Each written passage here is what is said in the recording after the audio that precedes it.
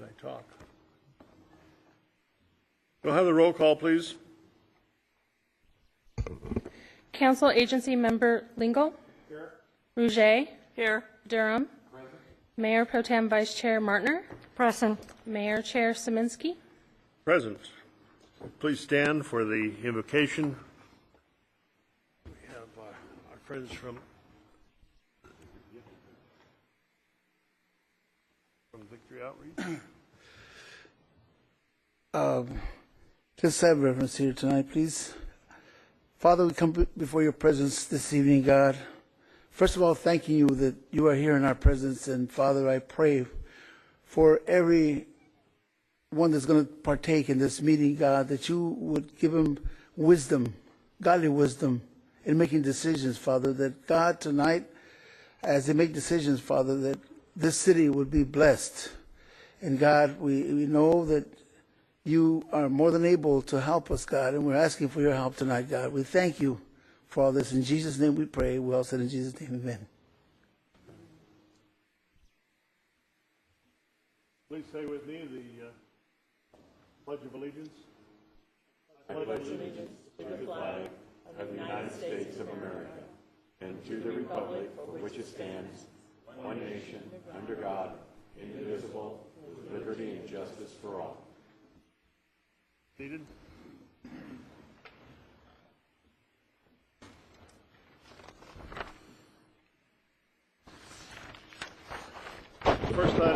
First item on the agenda is a discussion of presentations presented elsewhere. I had the privilege of participating, along with our chief of police and with the Mexican consul from Los Angeles, on the Mexican Independence Days celebration back on September 11th.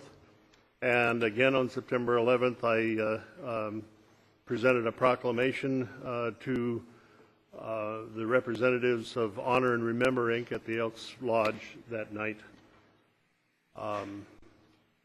Tonight we have a couple of proclamations, and I'd like to ask Public Solid Waste Supervisor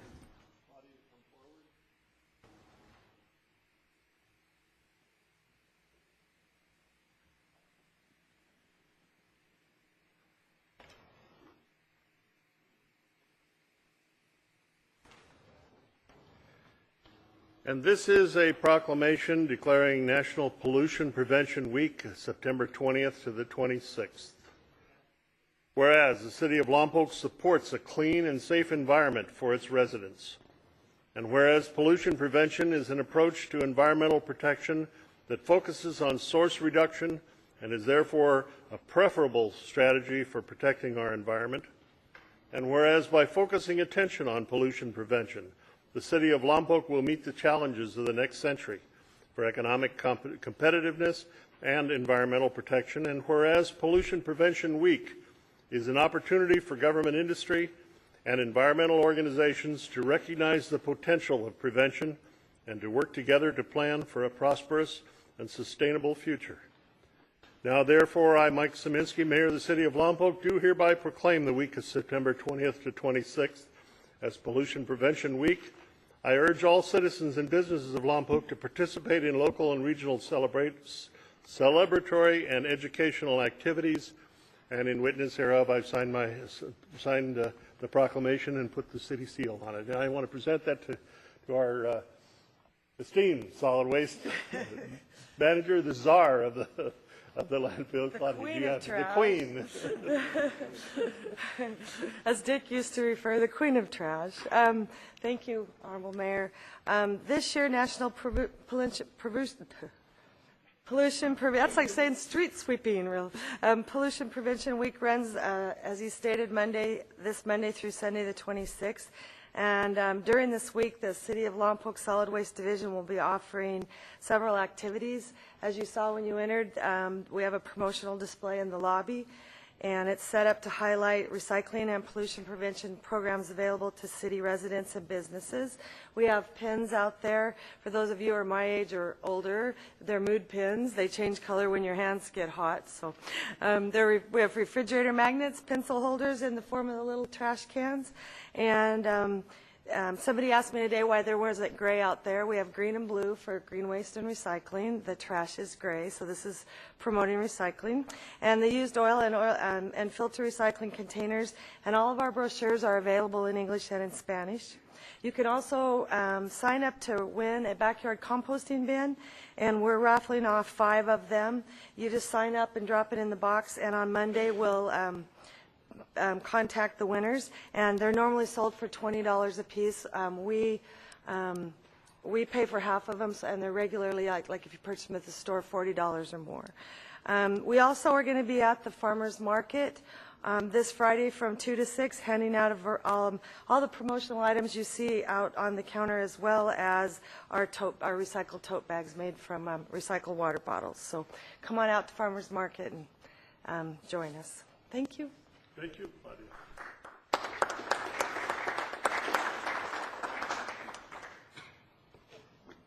And there's a second proclamation. I'd like to ask Martin Van Eno to come up.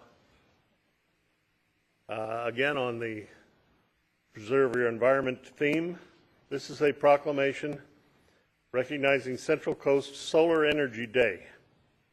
And whereas the U.S. Department of Energy has assessed the Lompoc Valley as benefiting from above-average sunshine, and whereas the use of clean solar energy can reduce and stabilize utility costs for our home and business owners, and whereas the power of solar energy to create green jobs is an important consideration in today's clean energy economy, and whereas deployment of solar energy strengthens our national security by enhancing long-term energy independence, and whereas the largest grassroots solar event in the nation, the National Solar Tour, comes to Lompoc on October 2nd, now therefore I, Mike Szymanski, Mayor of the City of Lompoc, California, do hereby designate October 2nd as Central Coast Solar Energy Day, and I urge local residents to attend the Central Coast Solar Energy Tour and learn the economic and environmental benefits of the clean, renewable energy our sun produces.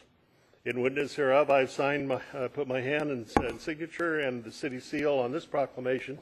I'd like to present it to Martin Eno, who is organizing Solar Day, and let him have the mic. There was one thing that was not in there, and I'm going to bet you that it was the thing that finally convinced me to put solar panels on my roof. I know from the studies here that you get a payback after a period of time and whatever, but as many of you know, I drive at least once a month to Sacramento and back. And I like the Central Valley. I like the mountains. I like driving across this state. I don't like the power lines. And every time I looked at and realized how ugly those power lines really are, the big high transmission lines, I thought, you know, if more people generated electricity where it's used, we wouldn't have to put up more of those power lines. Maybe we could even start someday taking some of them down. So that wasn't mentioned as one of the advantages in the proclamation, but it's one that certainly, congratulations. Martin, you can have the mic. Thank you, Mayor. You're absolutely correct. It makes total sense to produce electricity where it's actually consumed and not have to transport it across the state, not only because it's unsightly, but there's what's called transmission loss. So if you put 1,000 kilowatt hours of electricity into the grid, by the time it actually gets to Lompoc, there's a lot less than that. So thank you. That is a very powerful reason to go solar. Let me just reiterate the details about the Central Coast Solar Tour. It is Saturday, October 2nd. That's about a week and a half from now. It's from 11 a.m. to 3 p.m. It's a self-guided tour, and there's a website that gives all of the details, all of the addresses, the different homes, and 2 wineries that are participating this year. All of that's available on the website. The website is centralcoastsolartour.org. That's Central Coast Solar Tour, TOUR.org. There are mostly 3, or often 3, things that I hear people say of, reasons why they don't think going solar is a good idea. One of them is, they think, solar is only for tree huggers. It doesn't make any financial sense. You have to be a tree hugger to want to do that. Well, I admit I am somewhat of a tree hugger. That is true. I do care about the environment. That was part of the reason why I and many of the other solar system owners here in the Lompoc Valley did decide to go solar, but really the number one most important reason why we decided to go solar and actually did go solar is because we like to save money. We, you know, it's just kind of a big thing with us, so you don't like to throw money away. The financial return on investment of my solar system, the first year was over 9%. This year I'm on track for getting a over 11% return on my investment. There are not very many savings accounts or CDs or stocks and bonds that give you those kind of returns on investments, especially ones that are as sure as the sun coming up every day. So tree hugger, yes. Too expensive. Well, yes, it's expensive, but the city of Lompoc has one of the best rebate programs for solar electric systems in the state of California and therefore the U.S. We are way ahead of everybody else as far as promoting solar. So that brings the financial cost way down. The tax credit, 30% tax credit, that's a credit, not a deduction. It's a dollar-for-dollar credit. That also brings the cost of the solar system way down. And finally, our very own local Coast Hills Federal Credit Union has a solar loan program, and they're charging about 6 or 7% for you to take out a loan and put solar on your house. Now, if you're getting something like 9 or 11% return on investment, 6% loan, that looks pretty good. That's a money in the bank every day. I mean, every month, starting the first month. And finally, people say, well, I'm not going to be in the house long enough for it to, you know, be justified. Well, on average, Americans live in their homes 5 years. I was talking to Councilmember Lingle the other day about his solar system, and he's expecting about a 7-year payback. That's also my experience. It's also what I'm calculating. So that's pretty close to the 5 years. Plus, if you don't have any electric bill or a very low electric bill, do you think that adds value to the house? Yeah, it does. So it is definitely, it doesn't matter if you're not going to be in your house for the next 30, 40 years that the solar system is producing electricity, it's still a good financial investment. So just to close, Saturday, October 2nd, 11 to 3, self-guided tour. All of the information is on the website, centralcoastsolartour.org. Thank you. Thank you, Ms. Fanning.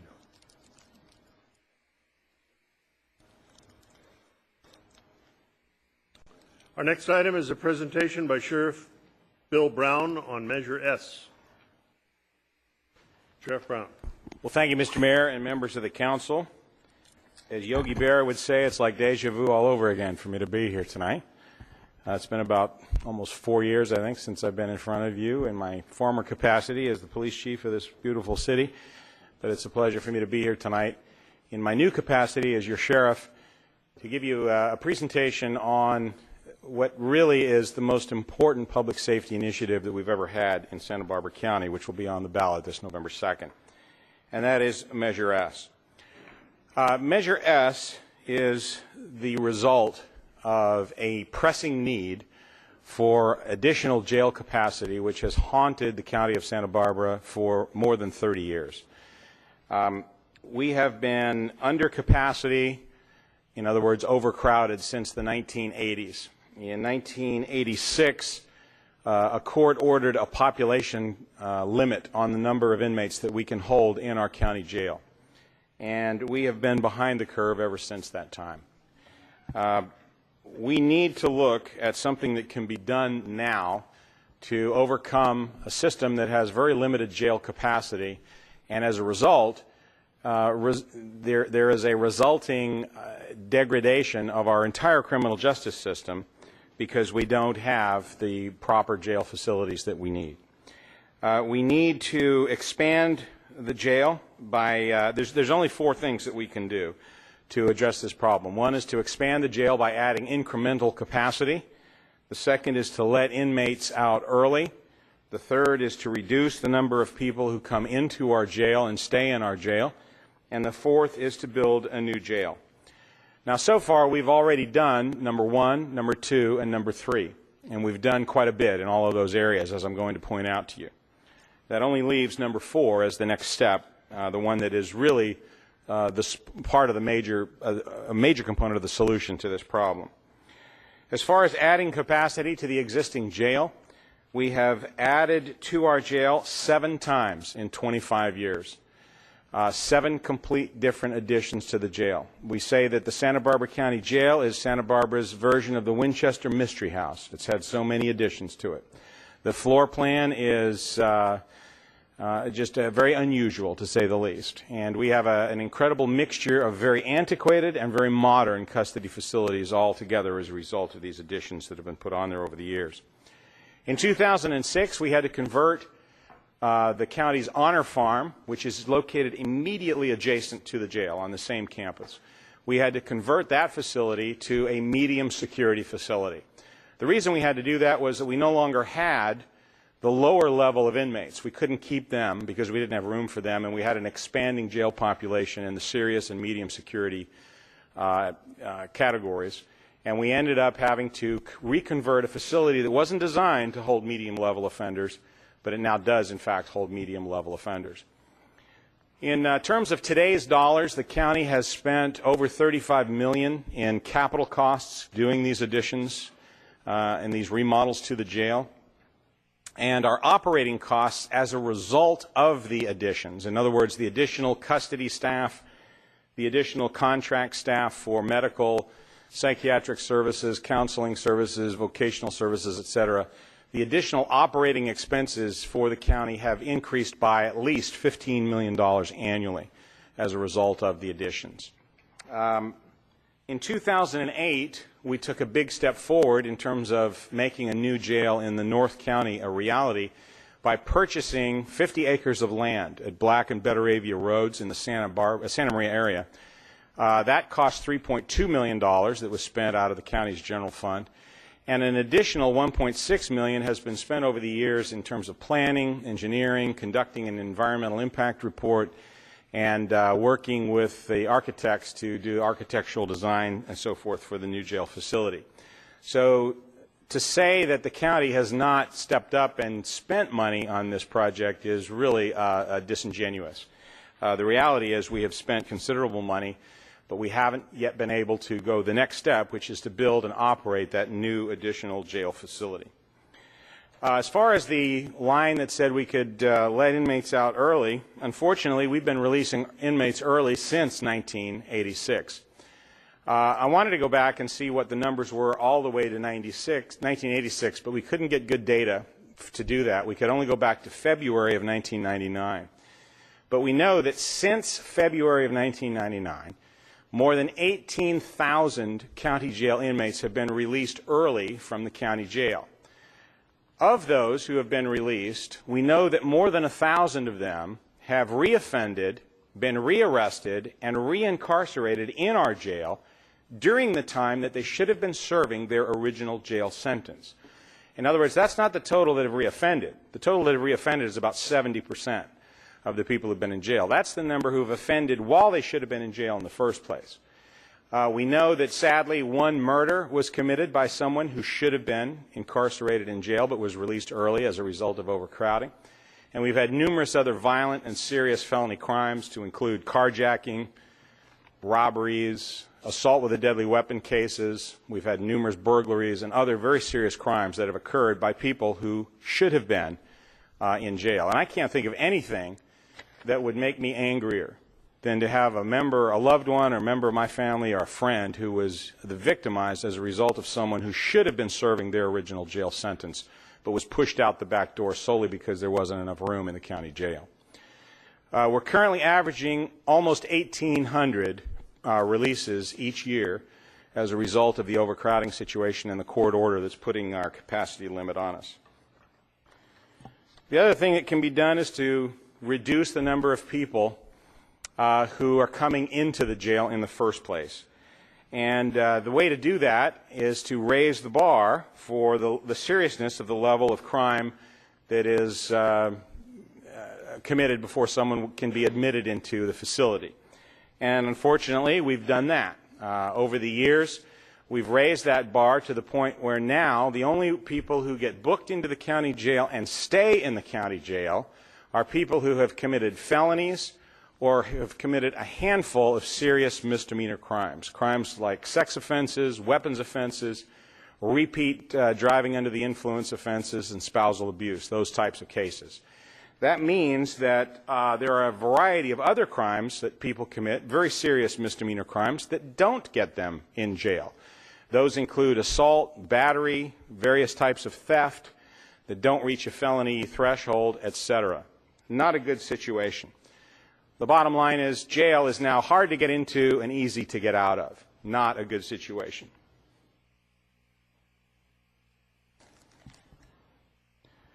Now is probably a good time to refute an urban legend that some people seem to believe is true, and that is that our jail is somehow filled with a number of low-level drug users or other low-level offenders that could be housed somehow in tents, like Sheriff Joe Arpaio has pioneered in Arizona.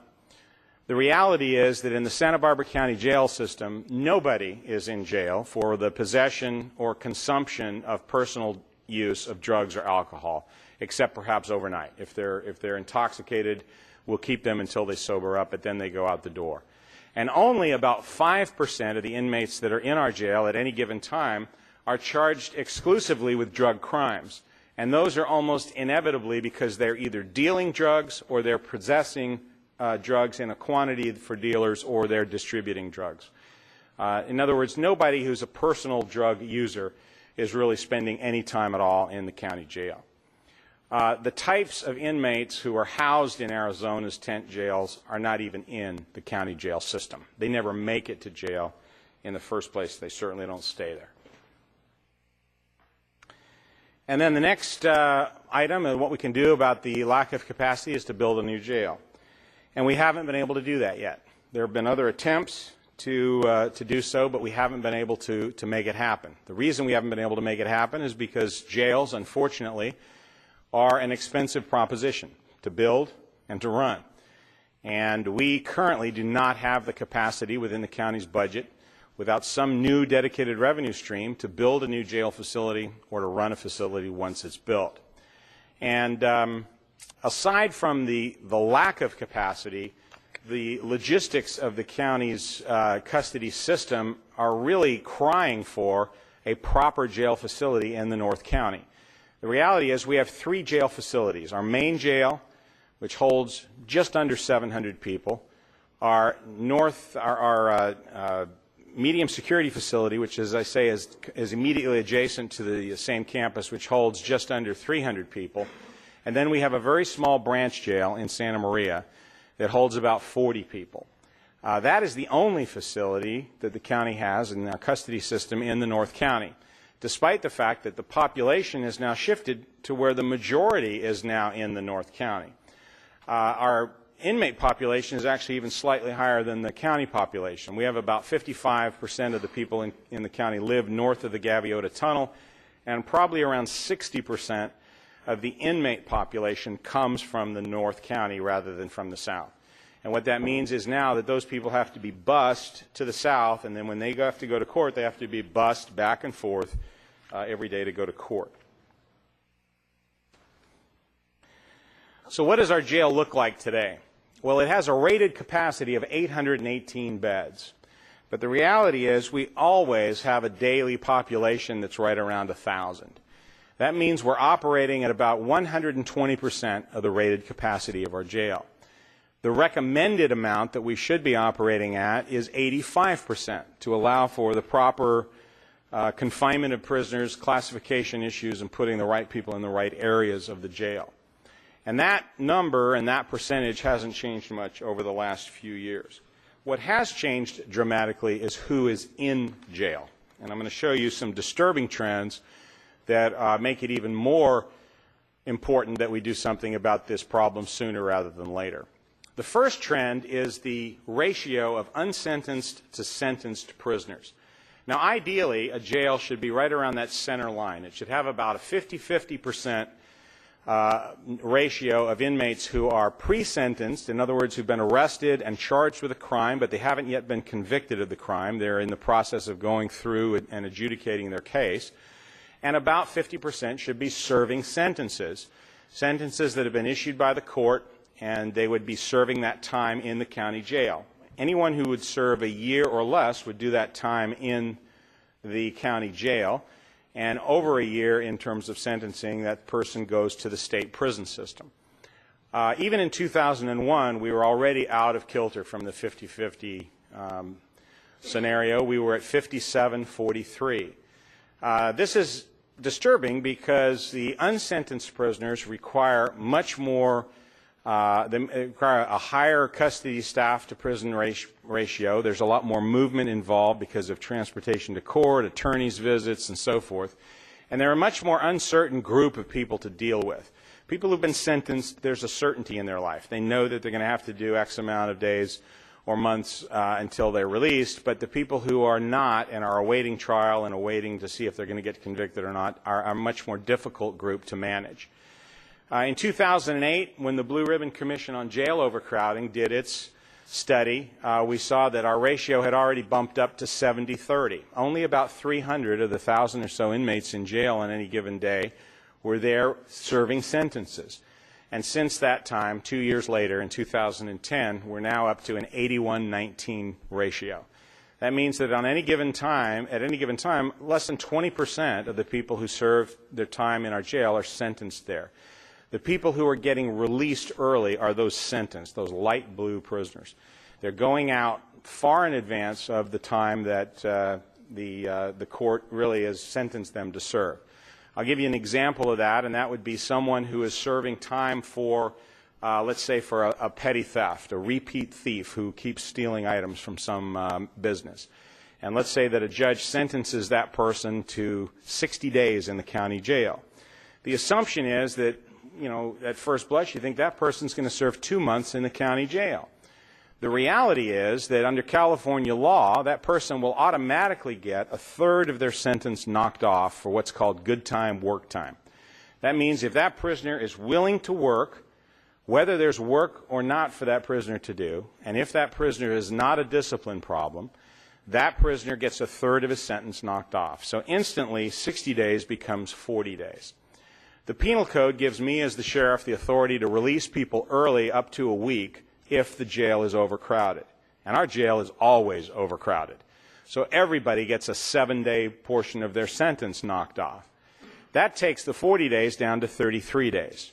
Now we have to look at the court order that says we have a population capacity limit, and we go back in bands of 7, 14, and 21 days. In other words, wherever they happen to be, if the number of people that we have to release to get below that court-ordered minimum is in the group of 7 days, they'll go out 7 early. If there's not enough, we have to go back 14 days early, and usually we have to go back to 21 days early. So if this prisoner times it right, and they oftentimes do, his 60 days goes to 40, goes to 33, and now he's going to get 21 days knocked off the 33, which means he'll serve 12 days, 20% of his 60-day sentence, and he's out the door. And I would submit to you that that is a travesty. That is not what the justice system should be all about. That doesn't hold people accountable, and it's certainly not enforcing the court's order in what they are giving to these people in terms of sentences.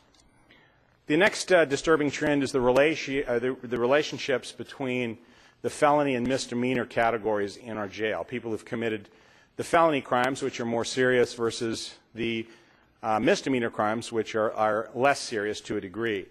As you can see, that ratio of felonies is growing higher and higher and higher. It's to the point now where we have almost 80% felons in our county jail.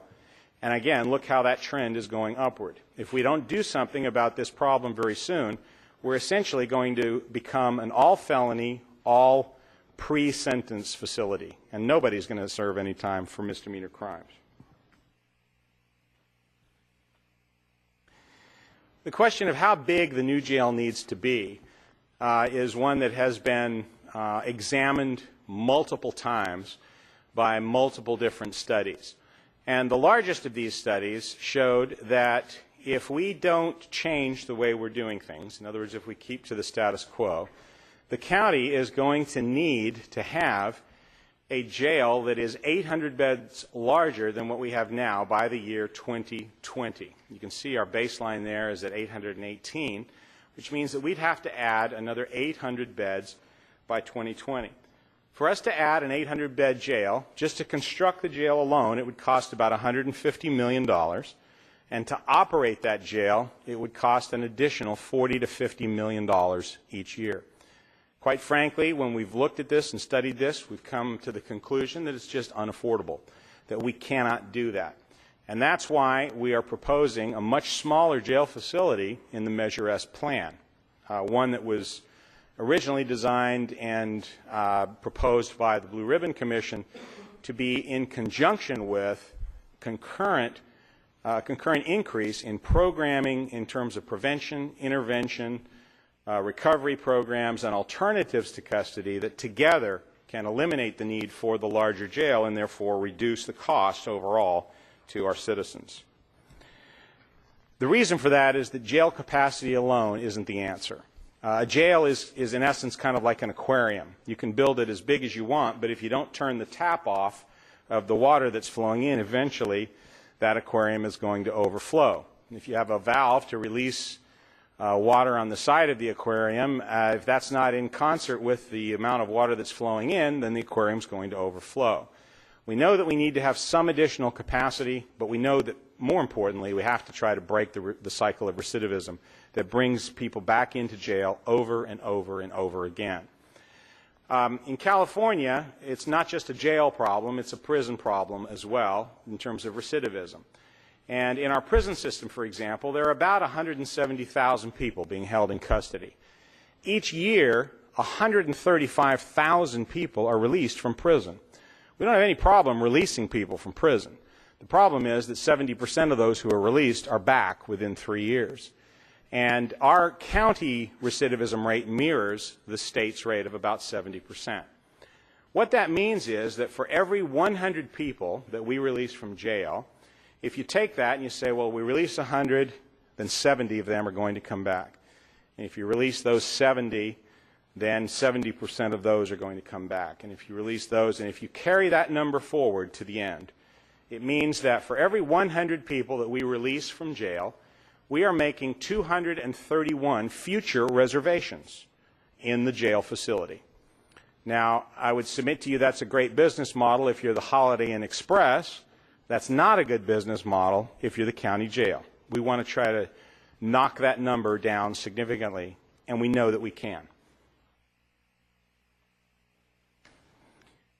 The Santa Barbara County Reentry Pilot Project that we worked on, working with high-risk inmates who were returning to Santa Barbara County from the state prison system, showed us, when working with inmates who were compared to a randomly selected control group, that by designing tailor-made reentry plans and by working with inmates in areas in which they had deficiencies and working to address their needs to give them the tools to become successful, we were, in the span of a year and a half, able to reduce the rate of recidivism by more than 35%. Now, I want you to think about that being paid forward and how much that means and what the difference is. In our 231 future reservation model, for example, if we apply the same formula, that lowers the future reservations to 81 instead of 231 each year. It's a very significant number that can be achieved, and it's exponentially beneficial to reducing the number of people who are coming back into jail. Now, the Blue Ribbon Commission that I appointed shortly after I became sheriff consisted of 20 people. They were from throughout our county. They were from all different disciplines. They were from all different political parties. They were a very, very diverse group, geographically, culturally, economically, and they were experts in their chosen fields, be it criminology, public administration, homeless services, drug treatment. We had people that were involved in corrections. We had people that were involved in a variety of different fields of endeavor that came together and studied this problem for the better part of a year, twice a month. And they issued a comprehensive report in February of 2008, and they made these following recommendations. They said, we need to build a 304-bed jail, not an 800-bed jail, and we also simultaneously need to invest in proven programs that will reduce the rate of recidivism. And that recommendation has become the blueprint for Measure S, which will be on the ballot on November 2nd. Now, when the Blue Ribbon Commission presented its findings to the Board of Supervisors in February of 2008, they received unqualified praise for the content, but were told, we don't have any money to do this. We can't implement it. The reality is there isn't enough funding in the county's budget to build and operate an additional jail facility. Quite frankly, we haven't been able to keep the status quo for the last several years. We've had significant budget cuts that we've had to deal with. This next slide shows you what the county budget is. And I'd like the listeners to pay particular attention to this too, because one of the arguments that I believe is a disingenuous argument that's being made against Measure S by some people is that the county has almost a $900 million budget, so they should be able to find the money to build and operate this jail. Well, the reality is the county is not unlike the city in the fact that even though we have what really is an $864 million budget, all but $192 million of that is categorical funding. It's pass-through money that comes from the federal government or the state government, and it has to be spent on the purpose for which it is given to us. It's not money that we can divert to a jail. It's not money that we can use for anything other than its intended purpose.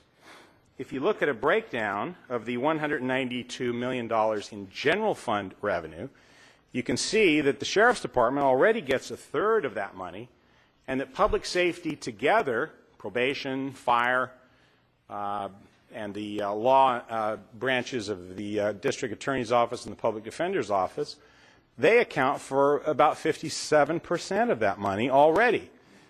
The rest of the money is divided between other county agencies and departments, and it just is simply not available. There's not enough money in the balance there to build and operate a new jail facility. It's just simply not there.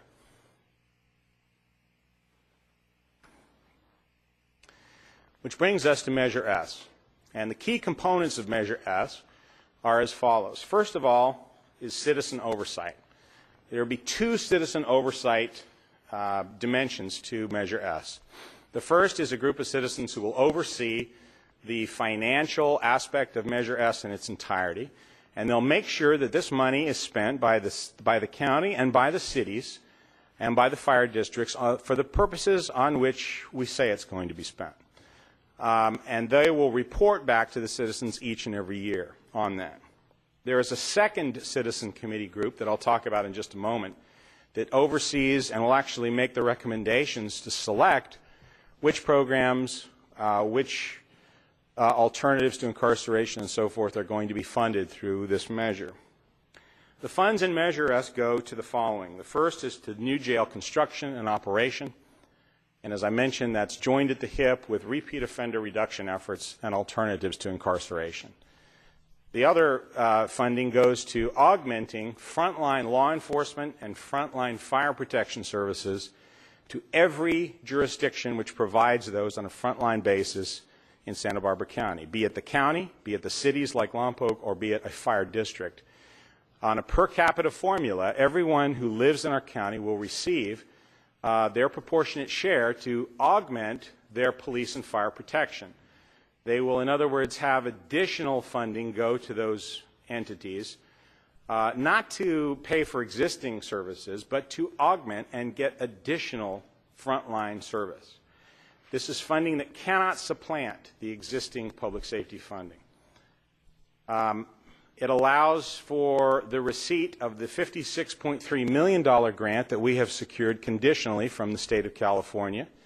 That $56 million will only come to the county if two major conditions are met. One is that we have a $24 million match, which we have to come up with and which would be provided by Measure S. And the other is that we will operate that jail. We will open it and operate it once it is built and is completed. We cannot, in other words, just build a jail and leave it in mothballs and hope and wait for the day that the economy comes back to where we can run it without some kind of supplemental income. Perhaps the most significant feature about Measure S is the timing of why we're doing this now and why it's so important that we pass Measure S. If we pass Measure S in November, we can coincide its implementation with the legislated sunset of 1% of the state's sales tax. The special state tax that was put together about 18 months ago to address the state's deficit problem is scheduled to sunset, is legislated to sunset on June the 30th of 2011. That will reduce our current tax rate from 8.75% down to 7.75%. Measure S would kick in on July the 1st, the very next day. It would be a seamless transition, and we would go from the from the one day having an 8.75% rate to the next day having an 8.25% sales tax rate in our county, at the same time having all the benefits for Measure S. That half cent would be garnered towards Measure S. In other words, it's foregoing a rollback of our local tax rate by a half a point, by a half a percent. And then lastly, the key component of Measure S is that it's not forever. It is for a 14-year term. It has a sunset date of June the 30th of 2025. And people say, well, what will happen after 14 years? Well, one of two things will happen. Hopefully, either one, the economy will have rebounded in 14 years to the point where we don't need Measure S at that stage. And if that's not the case, then it means that we will have to go back to the voters to see if they want to renew a tax that would be similar to Measure S to continue the programming and the custody operations that are funded through that. The breakdown of how the funding would be distributed: a half-cent sales tax will garner about $30 million per year. And we're using that figure for these illustrative purposes here. If you cut that pie in half, think of the left-hand side going to jail construction and jail operations. For the first 4 years, that $15 million would be put into a capital account while we are working with the state of California in designing and constructing our 304-bed jail facility. At the conclusion of that, when the jail is built and ready to open, about 4.5 years from now, then it will transition over to operational money, and that $15 million will be used to run the jail. The balance, remember, we'll have garnered about $16 million here, or $60 million rather. We need $24 million of that as match money, but the balance will be in a capital account that will be used to refurbish and redesign and remodel our existing custody facilities, facilities in some respects which are already almost 40 years old and are frankly falling apart. We need to have that funding to be able to take care of the infrastructure that is starting to crumble in some areas of our jail. The remaining monies that will be derived from Measure S will be split into 3 slices of the pie. I've told you about the recidivism reduction efforts and the alternatives to incarceration. Roughly $5 million per year immediately will go to that. And then the other 2 items that will be funded through Measure S is frontline law enforcement and frontline fire protection. $5 million in each category, distributed to the respective entities on a per capita basis. Now, the frontline law enforcement money is a straight for per capita basis. Whatever percentage of the population Lompoc has would be the percentage of that $5 million that they receive. The fire formula is slightly different. Because our county fire district protects the watershed and the urban interface in our county, that $5 million would have a 25% slice taken off the top that would go to the county fire department. That would fund the county's programs that they have, such as the aerial firefighting capability, the helicopter program, the bulldozer program, and the fuels crews, which are responsible for thinning out a lot of the brushy areas that are adjacent to many of the communities in our county. The remainder of that money, $3.75 million, would then be distributed to all of the frontline fire protection agencies for structure protection, and that would also be on a straight per capita basis. The cash flow would be as follows. On July the 1st, we would immediately, and you would immediately, have this funding available to you to budget for the next fiscal year. This money would be collected and distributed by the county controller on a monthly basis. So you'd be in arrears 1 month, and he would be providing you with 1/12 of whatever the annual allocation was at the end of that month. And as you can see, that's a great benefit because you could use that to augment your existing law enforcement and fire protection services here in the city of Lompoc. And at the same time, the recidivism reduction efforts and the alternatives to incarceration would be immediately funded with this money. The jail, as I say, for 4 years, those funds would be taken into a capital account, and then on the 5th year, we would open the jail and start to utilize it. That money would shift to jail operations. This slide shows the distribution of the frontline law enforcement and fire protection monies. And if you look down there, kind of in the middle, you can see the city of Lompoc. The city of Lompoc would receive annually roughly $373,000 for fire protection and almost $500,000 a year for law enforcement services, for a total of $870,000. That's about 9% of the total amount that would be obtained as a result of the Measure S.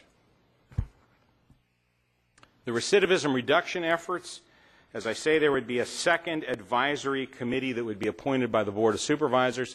It would consist of 5 subject matter experts, people who are involved in programming or treatment or work with people who are coming out of prison or out of jail.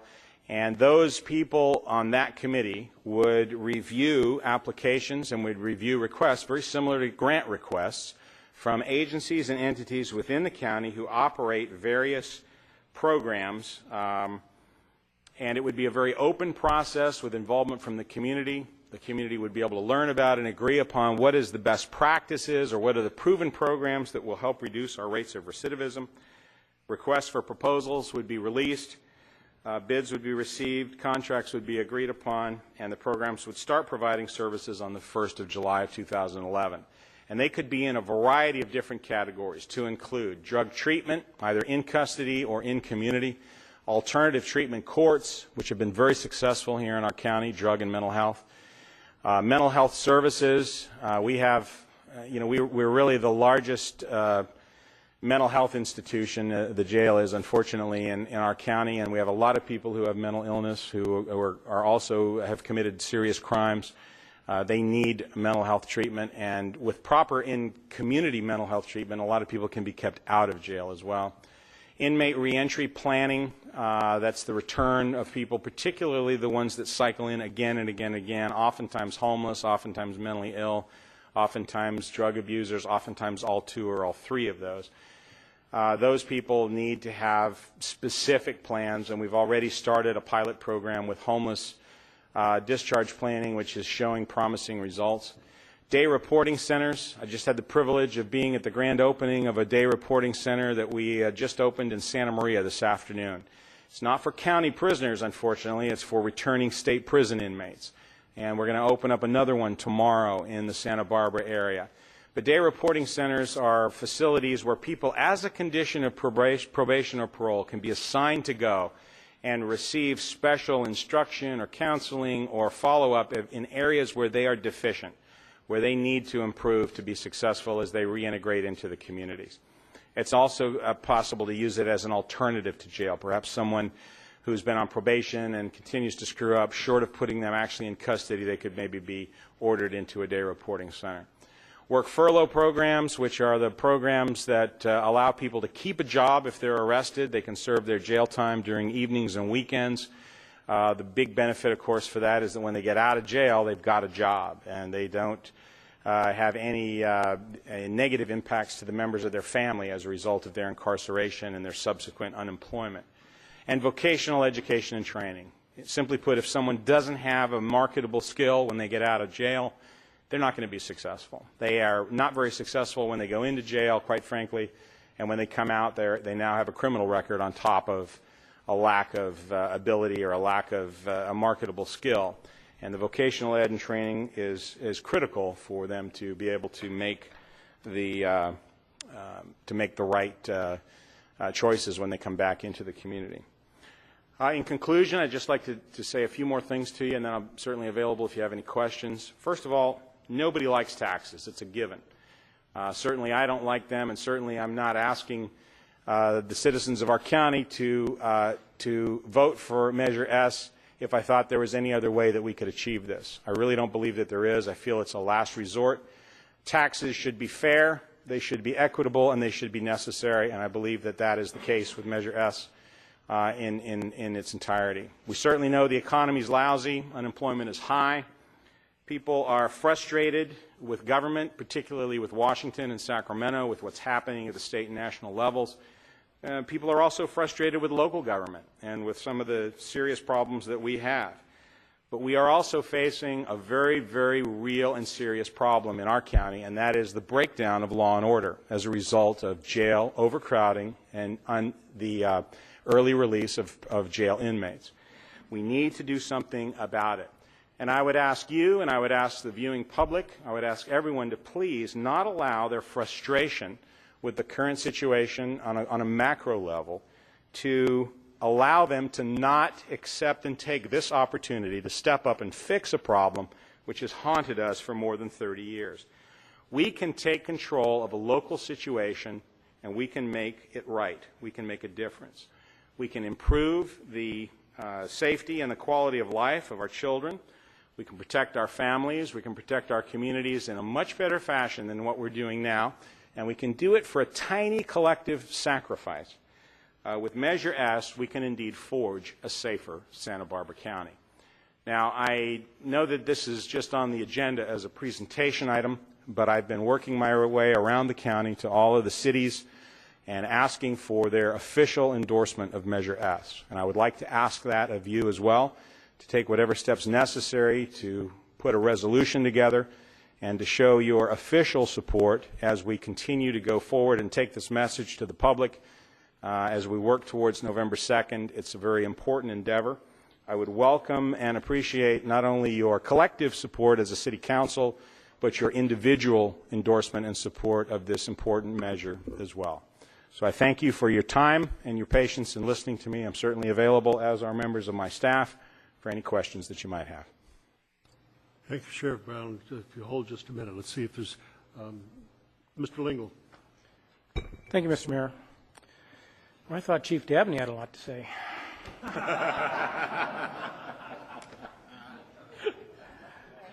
Thank you, That's where we learned it. thank you, Sheriff. Slide 17, you don't have to put it up there. Slide 17 on your budget. I was wondering if you could make that a little smaller next time. You know, so we could, Sure, we'll see what we can do. yeah. Slide 19, you talked about the capacity, and let's see, the current, or the jail you want to build is 304. Your current jail has a capacity of 818. You're currently averaging about 1,000. This is slide number 9. It looks to me like on day one, when the new jail opens, we will already be at capacity for the two facilities.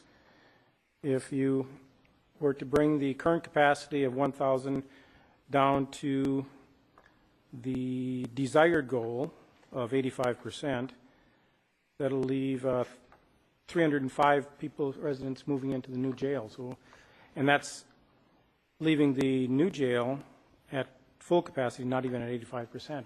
So on day one, we will already be at capacity over capacity. Well, we'd be over rated capacity. The reality is rated capacity and actual capacity are two different numbers. And we have currently just over 1,000 beds in our jail system. And although it's rated at 818, the reality is we have and we keep over 1,000 people in the jail. There have been times in the past where we've had up to 1,200 people in the jail. And that's what the court has intervened on and said, no, you can't do that. You can't have people sleeping on the floor, sleeping in areas that are not designed for them, not sleeping in a bed. And we've been unable to continue to do that with floor sleeping. If we build this new jail facility, it'll have 304 additional beds. It will increase our capacity by roughly 30% in our countywide system. I'm under no illusion that if we didn't have the concurrent anti-recidivism methods in place, that would be enough. It wouldn't be. Those who would say, well, I'd support this if it was just a jail, but I'm not going to support the prevention element, The reality is we're talking apples and oranges. We wouldn't need a 300-bed jail. If we wanted to just continue to do the status quo and not try to address recidivism rates, we'd have to build an 800-bed jail facility. So the reality is 304 beds is what we believe is the most economical way to move forward in the near future, and at the same time combine it with the anti-recidivism methodologies. Okay, so you're not going to an illusion that we will be at the 85%? No. Okay, we'll be at probably near capacity on day one. And again, if we didn't do anything different and we just built a 304-bed jail, we'd fill it up in a year. Okay. No problem, no question. Okay. And I believe you briefly touched on this, but if Measure S passes, the Santa Barbara County Sheriff's Department will be guaranteed their current funds that they're getting from the county. This is not going to affect any current funding. In other words, you have a budget line every year from the county. That's not Correct. going to reduce your... Well, it doesn't mean, let me explain this, and I'm sure this will be of important note to you, because you've got to make the difficult budget decisions during hard times. It doesn't mean that you or the county couldn't reduce its public safety budget. If you don't have the money coming in, then you can reduce the public safety budget. What Measure S says is that you can't reduce the public safety budget by any proportion more than you do the rest of the general fund budget in the city, or in our case in the county. So in other words, if there's a 5% reduction in revenue that comes into the city or the county, it doesn't mean that that governing body could say, well, we're going to reduce public safety by 10%, we're not going to reduce the other general fund departments by anything. It basically says that you can only reduce public safety by the amount that you reduce all the other general fund aid departments. And it establishes a baseline from the 2009-2010 budget year to do that. Okay. And one last question. You said if it passes, when we open the new county jail, you will start remodeling the existing county jail. The inmates there, I'm sure you're going to do it in stages. You won't. Where will you house the current inmates while you're remodeling the existing? Well, we wouldn't go up to complete capacity all of a sudden. I mean, in other words, if we built this, we have 304 beds, we shift, say, 300 inmates up to the North County, and we have an additional 300 beds now open in the South. We wouldn't fill those 300 beds. We might fill 100 of them and work on remodeling 200 of them at the same time. It would have to be done incrementally as we would move forward. And obviously, the best time to do it would be immediately after the new jail is built, when we can utilize the additional capacity in such a way that we'd have that luxury but our housing modules, and I got some members of my staff here, maybe they can give me a number, but I don't think we have a housing module that's more than 120 people is the biggest that we have. So, and many of them are much smaller than that. So we would be able to remodel those, one at a time, as it were. Okay, thank you. Ms. Martner. Thank you, Sheriff. I have a quick question regarding your projection of operating expenses. You're talking about 50% of Measure S is going to go for jail construction in the first 1 to 4 years, and then operations from year 5 plus. And you have a sunset of 14 years. So I'm sure, and I hope that the projections have been made that you will have enough operating monies to operate for those 11 years? Well, like everything else, it's kind of a best guess. It comes from the county controller's office, and the $30 million was actually an estimate of what a half cent would bring in about 3 years ago. If it was 2 years ago, or if it was last year, it would have only brought in about $26 million and change. If it was this year, it would have been somewhere on the order of about $28.5 million. We believe that because of the way the economy is going and because of the projections that the controller is making, that it would be right around that $30 million level, starting with year 2011. But the reality is that number is going to be kind of like a roller coaster. It may go up a little bit, it may go down a little bit. Our hope is, obviously, that it's going to trend upward, and that by the end of this, it might be 32, 33 million, who knows. But it's just a best guess estimate at this point, since it's a flat percentage of tax. Thank you. Tony. Hi, boss. Yeah. I'm actually happy that we're getting into this decade, especially when it comes to the drug treatment programs and the external programs, you know, offering to these inmates, because you're right. They go in with a bad attitude, they come out with a worse one. And unless you work with them and give them some kind of a sense of hope, you know, we're fighting an uphill battle. And the reason I say that is because so many people that I've talked to about Measure S, because I support the measure, a lot of them say, well, but they're throwing in, you know, the entire kitchen sink. And that's not the kitchen sink. That's a big fix. So between that and remodeling, yeah. And I even had one citizen explain, well, let's build it, but why do we have to pay for him to run it? Well, he's stupid. Let's build it and not work it. So, you know, this is the first chance I've had to listen to your presentation, even though I've heard many good rumors. And so tonight they're not rumors anymore. What I'd like to do is I'd like to propose a motion that the council write or acknowledge in some way to support Measure S on this upcoming ballot. I second that. We have a motion and a second. Is there anyone on the council that would like to speak?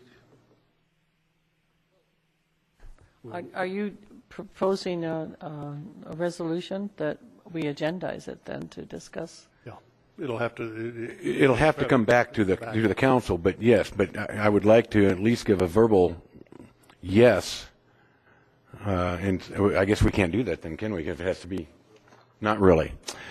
Have all nights for Joe to show back up. Okay. Then yes, I would like to have it, agendized in support of Measure S. Okay.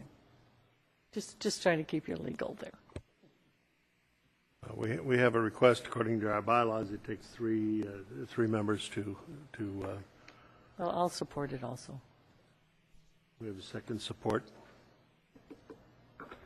I third the support. All right, then we will have a resolution then on.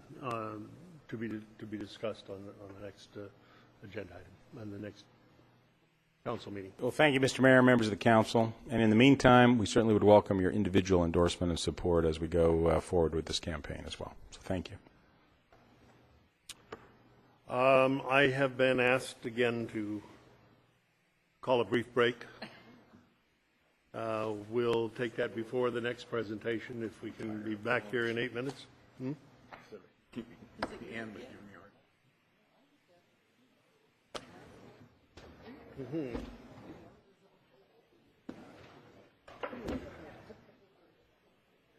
Sure. Okay, very good.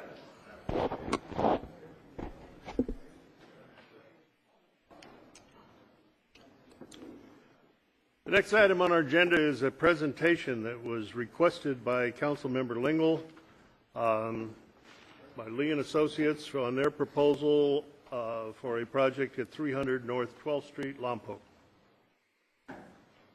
Mayor, council members, thank you for the opportunity to come and speak with you tonight.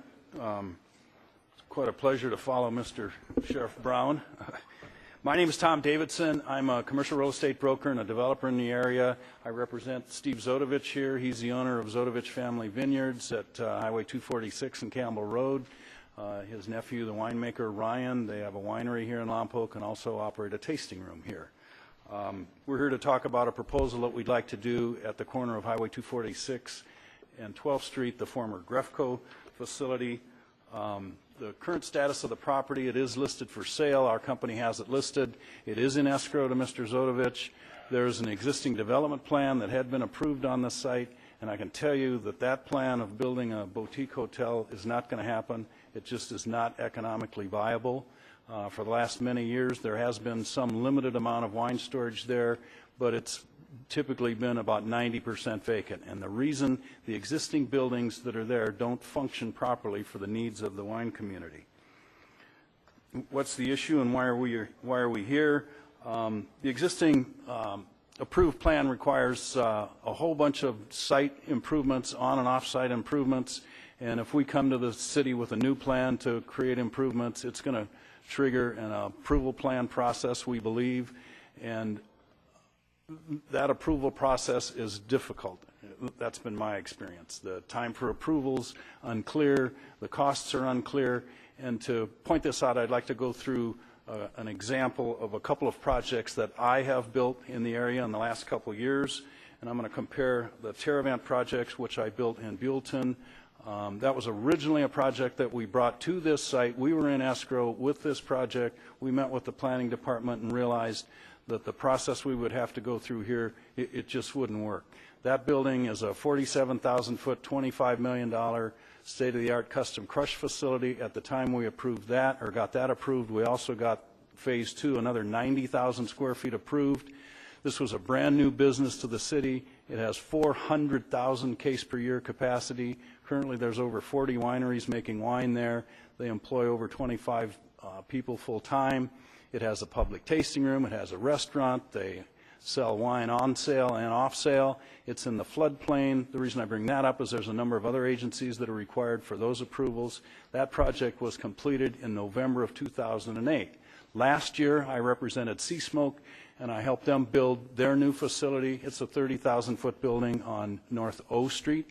This was an existing business Seasmoke had operated for many years. It's one of the premier wineries in town, has brought a lot of business here. They were moving from a leased facility to a facility that they own. At max capacity, that site can produce about 15,000 cases per year. They have 5 full-time employees, and they're not open to the public. We completed that project in November of 2009. And now I'm going to take just a few examples of how the process worked in Buellton and how it worked here in Lompoc. And by the way, these are governed by CEQA. It's the same process whether it's Santa Monica, Buellton, or Lompoc. And I've just picked a few items. We could probably go through more, but probably the most important in red, the time from when I submitted plans to the planning department until it was approved by the planning commission. For our project in Buellton, it took 4 months. For the project here in Lompoc, it took 16 months. The traffic mitigation fee in Buellton, 400,000 case per year capacity, 25 employees. The traffic mitigation fee was $3,200. In Lompoc, Seasmoke, existing business, 5 employees, is moving from point A to point B, already doing business here. They had to pay over $75,000 in traffic mitigation fee. In Buellton, we had 37 parking places were required. For Seasmoke, 5 employees, they were required to provide 64 parking places.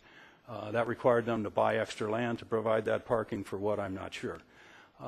Even minor things. This final thing's called a stormwater pollution prevention plan. In Buellton, we downloaded a form from the state, filled it out, submitted it. In Lompoc, we were required to go out and hire a civil engineer. It cost us $5,000 to have a 4-inch binder prepared for this same kind of report. So what do we plan to do? Here's the existing buildings. There's 4 buildings there that are currently on the site. What we'd like to do is improve those existing buildings. As I said before, they don't function properly. What the wine community wants is a temperature-controlled place where they can store their wine. You don't make $40, $50 wine and have it sit in a warehouse that fluctuates in temperature. We'd like to have some limited wine production in the facility, and the balance of the site, I'm not sure what we would do today. We'd like the ability to develop that in a phased arrangement as the economy improves and as it becomes obvious what should be built there. So what do we propose? We propose wine storage. That was already approved, and it's part of what could be done in the existing buildings. I think there was something like 6,000 square feet approved, 10,000 case capacity. We could live within that. We'd like to have a little bit more because it functions better in building C instead of building D. Specifically, initially we need electric power. That facility today has a single 100-amp, one-phase power supply. Each of you have more power in your homes than serves that existing site today. We need to put in active cooling, chillers, and night air cooling and so forth so that we can maintain temperature there. We'd like to get some operating restrooms, repair the loading docks, a number of these things here so that we can make the process function. A couple of things at the bottom. We'd like to be able to put some sort of fence around the property and not have it be a wrought iron fence, but something that's reasonably attractive and keeps people off. We'd like to be able, if we could, to use some of the existing water sources on the site. We see taking out that big mound of dirt, getting rid of the trash, and if we could, we would allow a farmer for the cost of the water to plant marigolds if we could. I mean, it would look a whole lot better than it does today. Mr. Zodovich, our budget looks like it's somewhere between $500,000 and $600,000 to do that. So what are we asking from the city? We'd like the ability to do this project in a phased manner. We'd like to be able to do these existing improvements without triggering all the on and off site improvements that were required under the existing development plan. And again, we like to be able to use the existing water sources if we could. So what was required? I'm not going to go through this whole list, but these are the conditions of approval. And granted, this was for a hotel, but it's changing things down Highway 246, widening 12th Street and so forth. It adds up to about $2 million worth of stuff. That kind of requirement on a project like this, we just can't go forward with this kind of burden financially on the project. So why should you care? Well, for a change, we have a developer that has the financial wherewithal. He's a member of the wine community here, and he can start a positive development of this site. We'd like to clean up the mess. You guys have done a great job in allowing additional tasting rooms here near that corner. And over time, as the public in Southern California becomes aware of these premium wineries and their tasting rooms, and we get more and more visitors, that's the first thing they see. I don't care how they come into town, but that's the first sight they see. And we'd like to clean the place, clean it up, and make it look good. Secondly, we'd like to keep these wineries in town. Just within the last few weeks, Kathy Joseph has moved several thousand cases of wine to San Luis Obispo because there isn't an adequate storage facility here. Others have moved their wine over to Terravent, in fact, in Buellton, because they have a temperature-controlled facility. This is needed here. It'll keep those wineries here in town. This needs to be here in Lompoc. And by doing that, we think it'll also stimulate some further winery business, and it'll create some employment opportunities. Cost to the city, nothing. My only point here is that if taking projects through the city is done the way you've done business in the past and continue to do business, you're going to continue to get the same results, and that site will sit there for a long time. Thank you. Thank you. Thank you for your presentation. The next item on the agenda tonight. Mr. Mayor, Yes, ma'am. I have a request regarding this presentation at this time. I'm particularly concerned about the slide where we show an approval process comparison, and I would like the staff to, at one point in time, I guess basically what I need to do is to make an agenda item request, and the agenda item request is to study this. These are a very disturbing comparison, and I would like the staff to do an analysis and come back to the council with what's going on here. So to make it very short, I'd like to make a request, an agenda item, to do a root cause analysis of this, and why are we talking about that it takes 16 months in Lompoc to open a facility versus 4 months in Buellton? We have a request. I'll second that. We have a second. We got a third. Almost. I'm concerned with what Councilmember Martner said, but I'm also concerned about the page that says improvements required by the plan. I'm looking at things on here that I can't believe aren't already in existence, especially a fire hydrant. It's within the city limits. Grefco was there. I mean, some of these things, a bus stop, trash enclosures. Why would a business have to widen a road? Anyway, I'd like to add that as well. Well, you know, I believe that was part of the original development plan, and there right now what we need to do is have this gentleman talk to the staff about this and come up with a development plan. And I'm sure our staff will be able to work with them. But those figures on there are part of what it was happening when Mark Hudgens wanted to put the boutique hotel and so on. With a hotel? The whole thing that take in that whole parcel, and that's why that laundry list is Okay. there. All right. Have you submitted any description of your project to the staff yet? We've had some discussions over the phone, and I do want to tell Tony that that laundry list included the full development of all of the things that they proposed, not just fixing up these buildings. But what we'd like to not do is have fixing up these buildings trigger this entire thing. Thank you.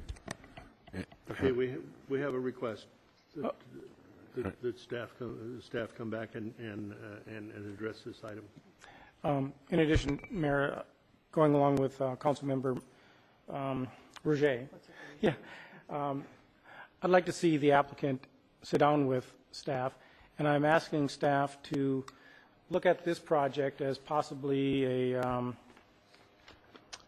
preview of what our city can do in the future. We talked about having a concierge service. This is maybe a project that we can maybe model future projects after. We're under a timeline, and I realize we're not going to break any laws. If it's something is required, a handicapped restroom, anything like that, you have to go through it. If CEQA is required, which I'm hoping it isn't, I mean, we can't, if it's required, we can't say you're not going to do it. But I'd like to have staff sit down with you and hold your hand through this project. I'd love to see you come to town. So, but you've got to sit down with staff. Okay.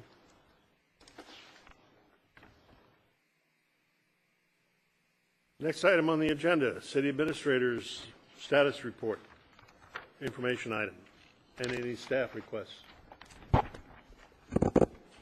Mr. Mayor and City Council, audience and viewers, there are 3 items on the City Administrator's Status Report. The first item is the Fire Department update for activities in August.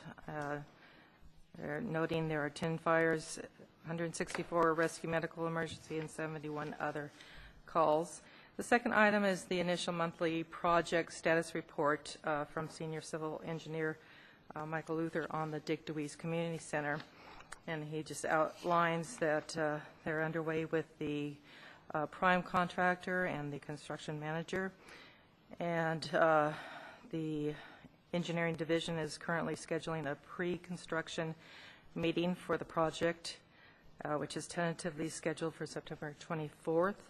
And the groundbreaking ceremony for the project is Friday, September 24th at 4 p.m. The third item is a report from Community Development Director Arlene Pelster on economic development activities for August, and she is available to report. As Council is aware, the team from CalEd performed its on-site professional advisory service review at the end of July, and you received their oral recommendations at the end of that process, and they have since completed their written report. It was distributed to the council and interested parties on August 27th. It's also available on the city's website, and I attached it to this month's activity report. During the past month, the staff worked with the CalEd team leader to provide the necessary information for them to wrap up their written report.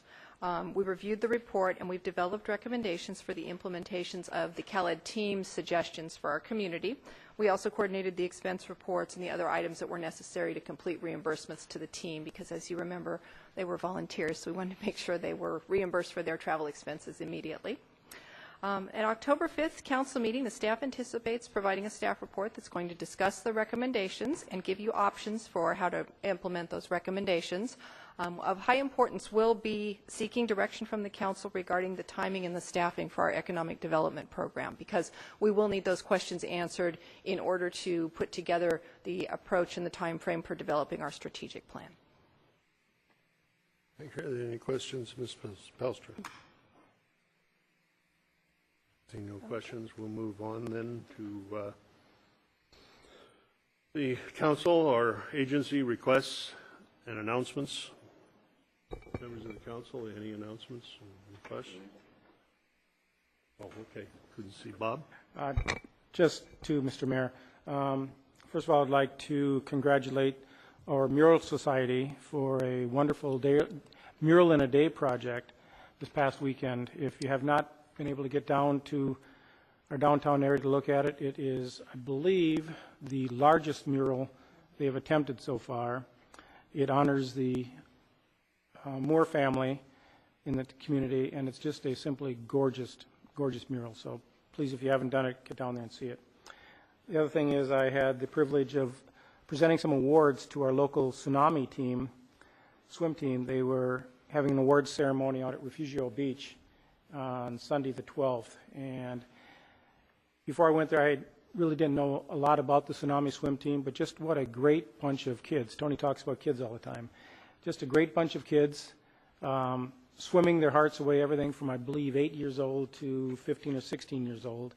And swimming instead of spraying graffiti. What a great thing. So anyway, it was a real honor to be able to present their awards on Sunday. Mr. Durham. Well, I'd like to thank Vandenberg Air Force Base for treating us to a VIP treatment in probably about 30-degree weather. Outside, no porta potty.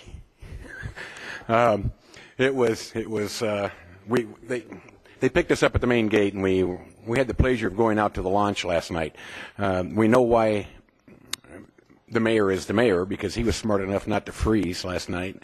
The rest of us were all there, including Miss Barcelona, and it was a very good evening. Weather, except for the wind, the weather was great. The launch was phenomenal, and so I just wanted to say thank you to Vandenberg Air Force Base, and they're a great, great, great community supporter.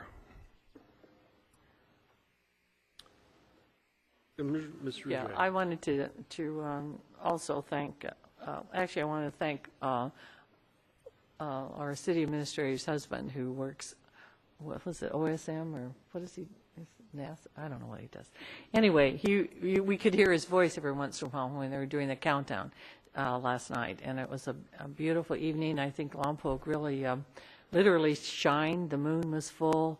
The stars were out, and that rocket just took up. It's the first time I've seen it up close like that, and it's a gorgeous. It was a phenomenal sight, and I commend the workers at on the base. And there's going to be even a bigger one in January, and we're trying to get invitations to that now. Maybe it won't be so cold. Maybe it will be cold. Yeah, Ms. Martiner. I also want to talk about the launch. It was really an incredible experience, and I would encourage everybody to actually try to get to go and see them. There is a public affairs office at the base, and you can request as a visitor to go to these launching sites. I mean, they're far away, but they're just unobstructed view. It's really just an incredible experience, and it's right here at home.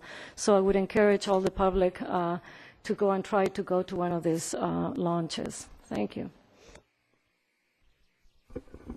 Thank you. I have a couple of requests tonight. Coming up on the November ballot is a state initiative, yes, on Proposition 22. Many of us earlier this year spent our Saturdays in front of Walmart or wherever with petitions to get signatures to put that item on the ballot. That item briefly says, state government, we've had it with you, no more taking of city funds, period. This year we've lost redevelopment funds. This year the state has tried to take away the funds from us that would be used to repair local streets. There's dating back to 1990, funds at the state level that have been earmarked for cities, counties, even schools. The state has tried to take them away to solve their budget problems. I would like to see a resolution prepared and on the agenda at the next council meeting, urging to discuss the issues and urging the citizens to vote yes on that measure, instructing the citizens as to how it will benefit the city of Lompoc and roughly how much we've lost because the state keeps grabbing our money. The second item I would like to see let me preface it. I spent most of last week in San Diego at a meeting of the League of California Cities. It was council members, mayors, senior staff from all over California, and we had our choice at any one time of up to 10 or 12 different workshops to attend. There was one that I attended that was a brief presentation, 5 minutes, by 8 different cities that feel they're weathering the economic storm better than most cities in California. And it was a discussion of the practices that they feel have helped them. One common thread throughout was that they have regular financial reviews of their budget, how the funds are coming in versus how they're going out, and as compared to what was projected. We conducted a similar review today. We also put into effect a requirement for every 6-month briefing on the status of our budget. Another common thread, they said, that was that they take actions regularly to keep the thought of frugality, of watching the budget in forefront of the staff and of the city council, that they have the discipline, they force the discipline not to approve major out-of-budget cycle expenditures. And that got me to thinking that we have a policy book of policies the council has adopted, and I believe that we should have a policy that says out of the budget cycle, we will only approve capital expenditures of $100,000 or more, or new positions or upgrade of positions with a 4/5 vote of the council, not just a simple majority, because I think that will remind us that we should be dealing with all of our priorities at one time, at the time we deal with the budget, that we can't just suddenly come up with, hey, let's add this body, or let's go hire one of these people, without comparing it to the income, without comparing it to our financial situation. And certainly if it's an emergency, as our last meeting, we had a roof repair job, that if we didn't repair it, we passed that unanimously. If it's something that, a 4/5 vote is not that hard to achieve, but it will remind us constantly that right now is not the time to propose additional spending. So I would like to see a policy of that nature put on the agenda for our discussion at the next council meeting. Those are the only items I had at this time. Next item on the agenda. Mr. Mayor, Yes, if I sir. may, your rules require that if something's going to come up again, we need to have. Okay, I'm sorry. You're correct. On the 2 items, it will take 3 of us to agree to put that on the agenda for the next meeting. Mr. Mayor, would you like to list them separately, or are we voting on both of them as a package? Let's take the first one first. A Okay. resolution urging that the citizens recognize the impact of Proposition 22. I'll second that. I'll second it also. Okay, that will be on the agenda. A policy regarding expenditures to remind us. I'll second that. I'll third that. Okay, and those items will be on the agenda for as soon as they can be developed. We'll move on to oral communications. At this time, anyone can come forward and speak. Any item of business of the city. Watch the lights. Yes, sir. Mr. Mayor, ladies and gentlemen of the council, I'm Bob Manning.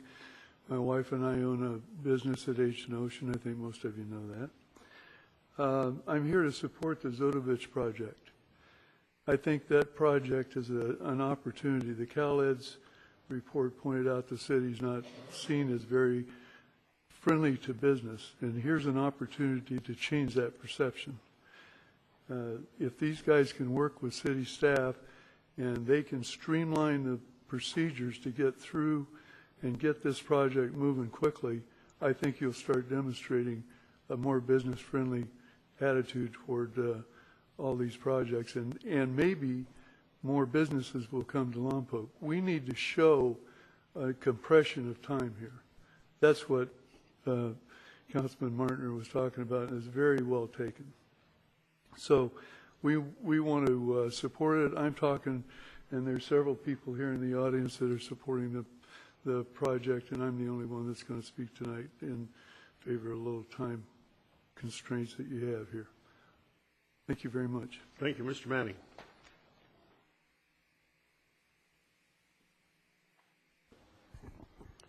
John Lynn, Lompoc resident. I want to echo Bob's sentiments, but I want to take it in kind of a different direction.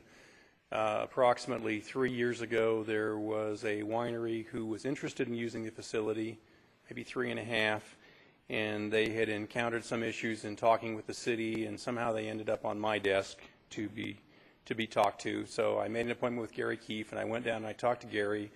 And the end result then was that as long as the work was done within the envelope of the building and nothing was being changed, that was a pre-existing business park use, and therefore it could continue. The question then was whether or not some production could be put into it. Now we have the Planning Commission approval that allowed the production. I realize those are two separate undertakings, but couldn't we possibly meld those together since they are things we have considered in the past? Obviously there's an issue with adding some electricity to it, but this seems like one of those that could be worked out by looking at how we can accomplish something rather than how we cannot accomplish something. But it's also the poster child why the business park zone has been unsuccessful both in that property and on the Central Avenue area for so many years. And in the long term, we need to convert that to our industrial zone where many of these issues would go away, and we wouldn't be sitting here talking about this tonight. So I would appreciate any help that the council and the staff can give to bring this project forward, and I think flowers would be great, guys. Thank you, Mr. Lynn.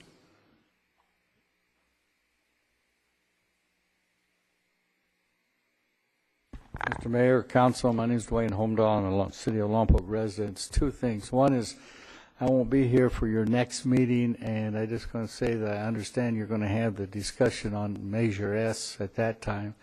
And I think that is one of the things that the councilors, not saying they're going to vote for it, but the council should support it because it is an issue that's needed in the county. In fact, when I was on the County Board of Supervisors, we bought the first property on Black Road to originally put the jail there, but things changed. Look at 30 years later, they got it someplace else. But it's one of those things that it's not easy.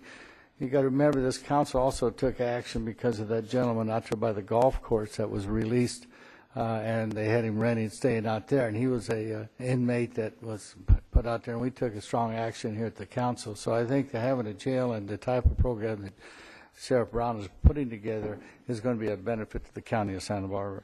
On the second issue is the wine center they were talking about. A lot of things have changed over that process, but when that process originally came in and it was finalized, there was 4 lots. You had the existing building that you go ahead and do storage on, and you had the hotel, and then you had the restaurant, and then you had a workshop. That can be all changed. I think what you're looking at, what they're looking at is right now the building itself that's existing. I think it's 8,500 square feet, if I'm right, or was 9,500 at one time, I think, in that process. And it can be utilized, and so I think staff can look at it, and it is a separate lot in that development plan, and a lot of the issues that was brought up that talked about, they were based on the whole development plan, and anything on 246 was based on the hotel and the commercial site and the restaurant that was designed that could go in there. So I think that can be segregated out, and then they can work on the rest of it. I'd also found people, and I sent them to the realtors to check with when we got the doctor's document. It needs to be done. There's no doubt about it. Zenovich is one of the newest ones in tasting room. We got 15 going to be over there now. There's new ones coming in, and we got people from LA coming all the time. So that corner needs to be cleaned up. We all know that, and the Graphico plant did its job, and there is other hookups. When they talk about electricity plug-in, Lompoc owns its own electricity. We don't have problems. We shouldn't have any problem getting power there. So that's it. Mr. Holmdahl.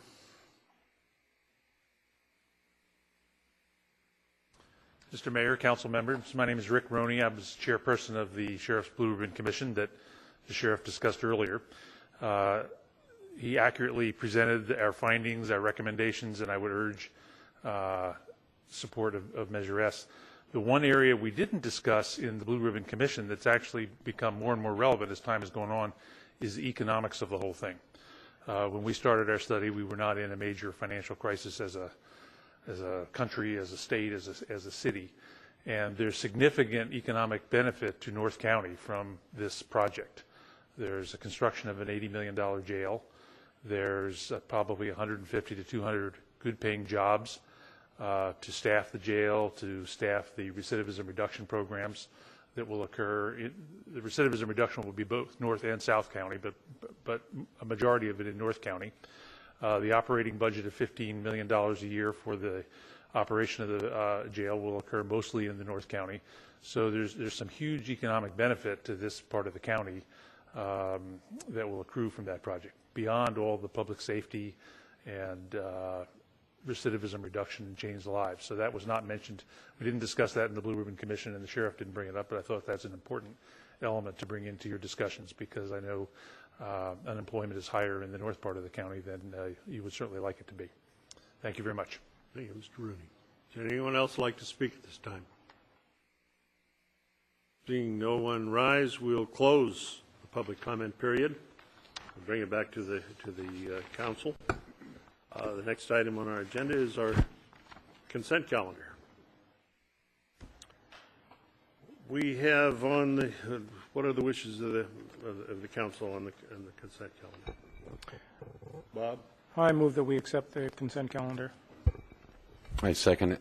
We have a motion and a second to approve the 5 items on the consent calendar. Anyone want to speak to any of those items? Seeing none. So let's vote. And the consent calendar passes unanimously. Next item is a public hearing. It's approval of a resolution of the Council of the City of Lompoc assessing the costs of nuisance abatement at 1128 North A Street. Hey. Thank you, Mayor. In May of this year, the City Council declared a public nuisance located at 1128 North A Street and authorized abatement of that nuisance. The city went through the appropriate notice procedures to the property owner and ultimately performed the nuisance abatement of the property, which included boarding up the abandoned structure, removing and replacing dilapidated fences, removing all overgrown grass and weeds, and removing all junk, trash, and debris. This work was completed on July 13th of this year. We are now at the point where the council is required to review a cost confirmation report in a public hearing, to review the itemized lien report and consider any objections by the property owner before we impose this lien. Therefore, we are recommending that the City Council conduct the required public hearing, approve Resolution 5676(10), assessing the costs of the nuisance abatement, and authorize imposition of a lien for the following amount. The abatement costs were $12,075. The in-house and incidental fees were $1,056.92, and attorney's fees were $6,827.50. The total cost of abatement and the amount that would be imposed as a lien on the property is $19,959.42. And this concludes my staff report. I'm available for questions. Any questions at this time, Ms. Pelster? Seeing none, we'll open the item for public comment. Is there anyone in the audience that would like to speak to the item before the council? Seeing no one rise, I've got one question for our city attorney. This is at 1128 North A. There's 2 of us up here that live at 428 South A. We don't have any kind of a conflict of interest that we have to? No, you don't. All right. One is at 428 South and one is at 428 North. You don't live together. Thank God. Mr. Mayor. Yes, sir. I'd like to accept the staff's recommendations. We have a motion on the floor. And we have a second. I second that. Anyone else want to speak? Let's cast our votes. And that passes unanimously. And that brings us to the next item, the general plan update. Tony, you want another 5 minutes before we go into this, or shall we interrupt before? Picking on me now. Shall we go ahead?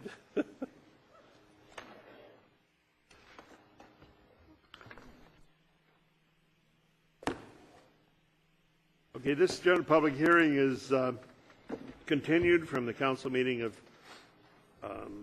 September 13th. The item that that we have tonight is let's do as we've done in the past and break it down. We have the goals. The goals, the measures, the objectives that we have to approve for 2 or 3 chapters in the general plan.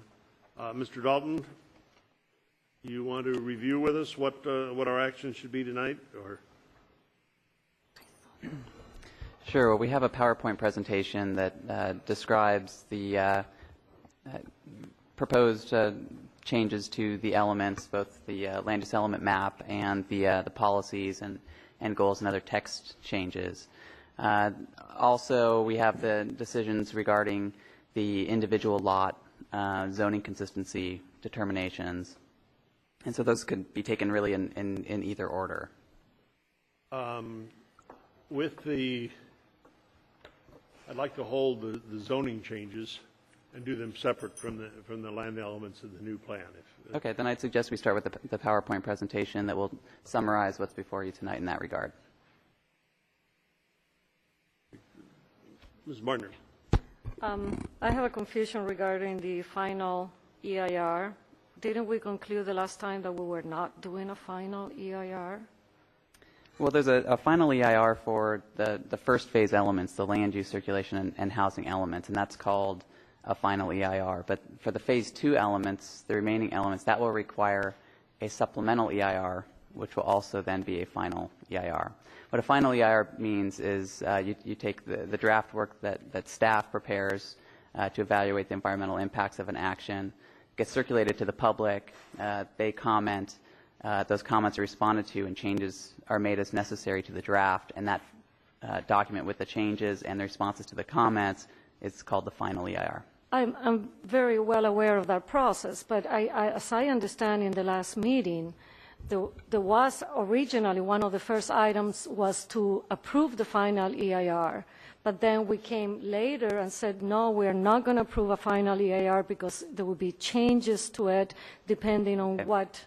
So I'm a little confused. Okay, now we're back to a final EIR. Right. Well, that final EIR, I think there was a consensus to move forward from the EIR and accept it. But there was no final decision made to certify the EIR because there still could be changes to the text or the land use element map, other land use changes that could potentially produce different environmental impacts and therefore require a change to the environmental impact report. So no final decision has been made on the final EIR at this point. Okay. On the agenda, you've listed consideration of the EIR. You've listed the general plan amendment and the 4 potential annexation areas. But didn't we move past those with the actions that we took last time, and we're going into the remainder of the land use plan tonight? Or are we going? I think your question also is: are we going backwards? I mean, I thought that we already we don't made need the decisions on this. We only really need to reopen that and discuss it to the extent that there are additional changes that change the project description, the project or program that was evaluated in the EIR. So that's the only reason that's been left open. There hasn't been a final decision on the EIR. In case there are other physical changes that need to be addressed as a result of your further deliberation on the program. Okay. Mr. Durham. Well, Mr. Mayor, after talking with staff and going over my decision at our last meeting, I would like for the council to consider to reopen the Bailey extension conversation. The reason for that is during the conversation with staff, I'm confident, and my concern was I did not want to interfere with Mr. Wyman's property. If he wants to farm until he dies on the tractor, that's his choice. That's his property. And if the other three landowners are interested in annexing, and they are, into the city, we've worked out, if we'd have to talk about it, a way of doing that without interfering at all on the Wyman property. So if council approves, I'd like to bring that back to the table. Mr. Benoni, customarily under parliamentary procedure, it takes someone on the prevailing side, which how about a second? Anyone can second? Anyone could second it. And just for the public's information and to remind the council, when this item was brought back, because there was a pretty conclusive decision made on the previous item that's being brought back, we'll need to republish notice of this so that the public is aware that this is again going to be discussed. So it likely won't be able to be on your next agenda, it may be on the meeting after that agenda. But I just want to make sure you understand that. I'll second Councilmember Durham's, I guess it's a motion to bring it back. Okay. Then we will bring that one back, and just that one item. Pardon? No, it takes it's going to take a motion now, isn't it? That is a motion on the floor. So now we need to vote on the motion. So we need to vote on that motion. If there's any discussion on the item, okay, let's cast our vote. All right, that item will then come back to us after the necessary notices and. I have a question regarding this. This wasn't itemized. Why are we voting? The public was not aware of this vote. All we're doing is voting to bring it back to the council, and we're going to just notice the public that it's going to be on the council agenda. And that can be voted on even now? Yes. Okay. Because we're bringing the item back to the council. Are there any other discussions or comments? You got it before us. Would you like to continue then? Sure. Shall we proceed with the PowerPoint? Yes, please. Okay.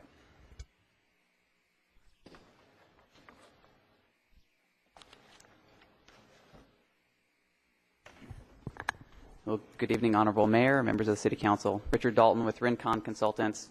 Well, at our previous meetings, we really focused on the environmental impact report and the expansion areas. And what's remaining before us are some other changes to the land use element map, some text changes to consider. We haven't yet talked about goals and policies that have been drafted.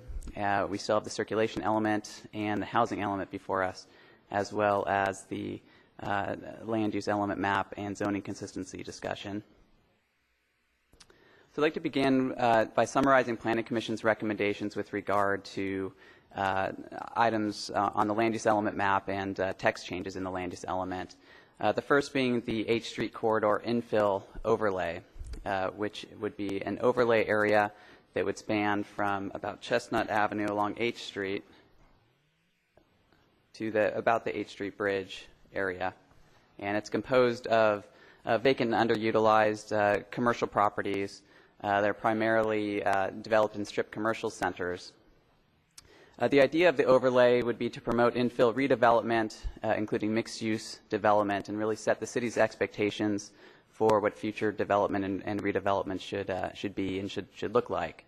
The land use element contains policy support for development of specific design and zoning standards, coordinated infrastructure and public improvements, whether those are streetscape improvements or other infrastructure, and economic incentives for future development in that corridor. I do want to emphasize that we are addressing this at a general plan level, so a general long-term level of detail, and that the specific design and zoning standards, which really get into the details of what future development will look like, is really a matter for another day to be brought back as part of zoning standards and zoning ordinance update. So we want to keep it at a general level of detail. At the same time, want to be clear about the expectations for future development in that area, and there's draft policy support in your draft land use element to that end. I just wanted to show one example of just to visualize what this might mean. This is the intersection of 8th Street and Walnut. We had presented this earlier in the process just to visualize what we're talking about here. Shows some vacant, underutilized commercial uses at the intersection. The policies would promote development closer to the street with parking in the rear, public improvements such as these crossings that you see that have been enhanced, and the redevelopment over time, filling in the corridor in a more cohesive fashion.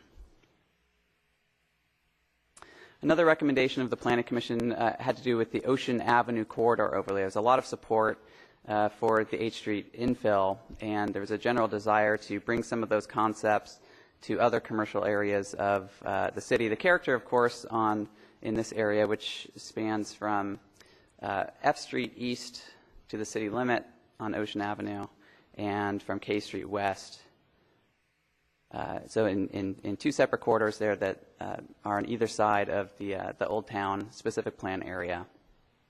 Character of those areas are, they represent the entrances to the town from the east and west, more residential, smaller scale in nature.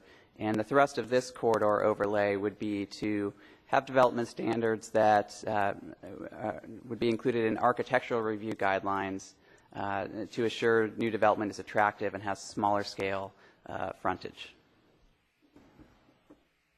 Other land use element map changes related to the addition or relocation of community facilities.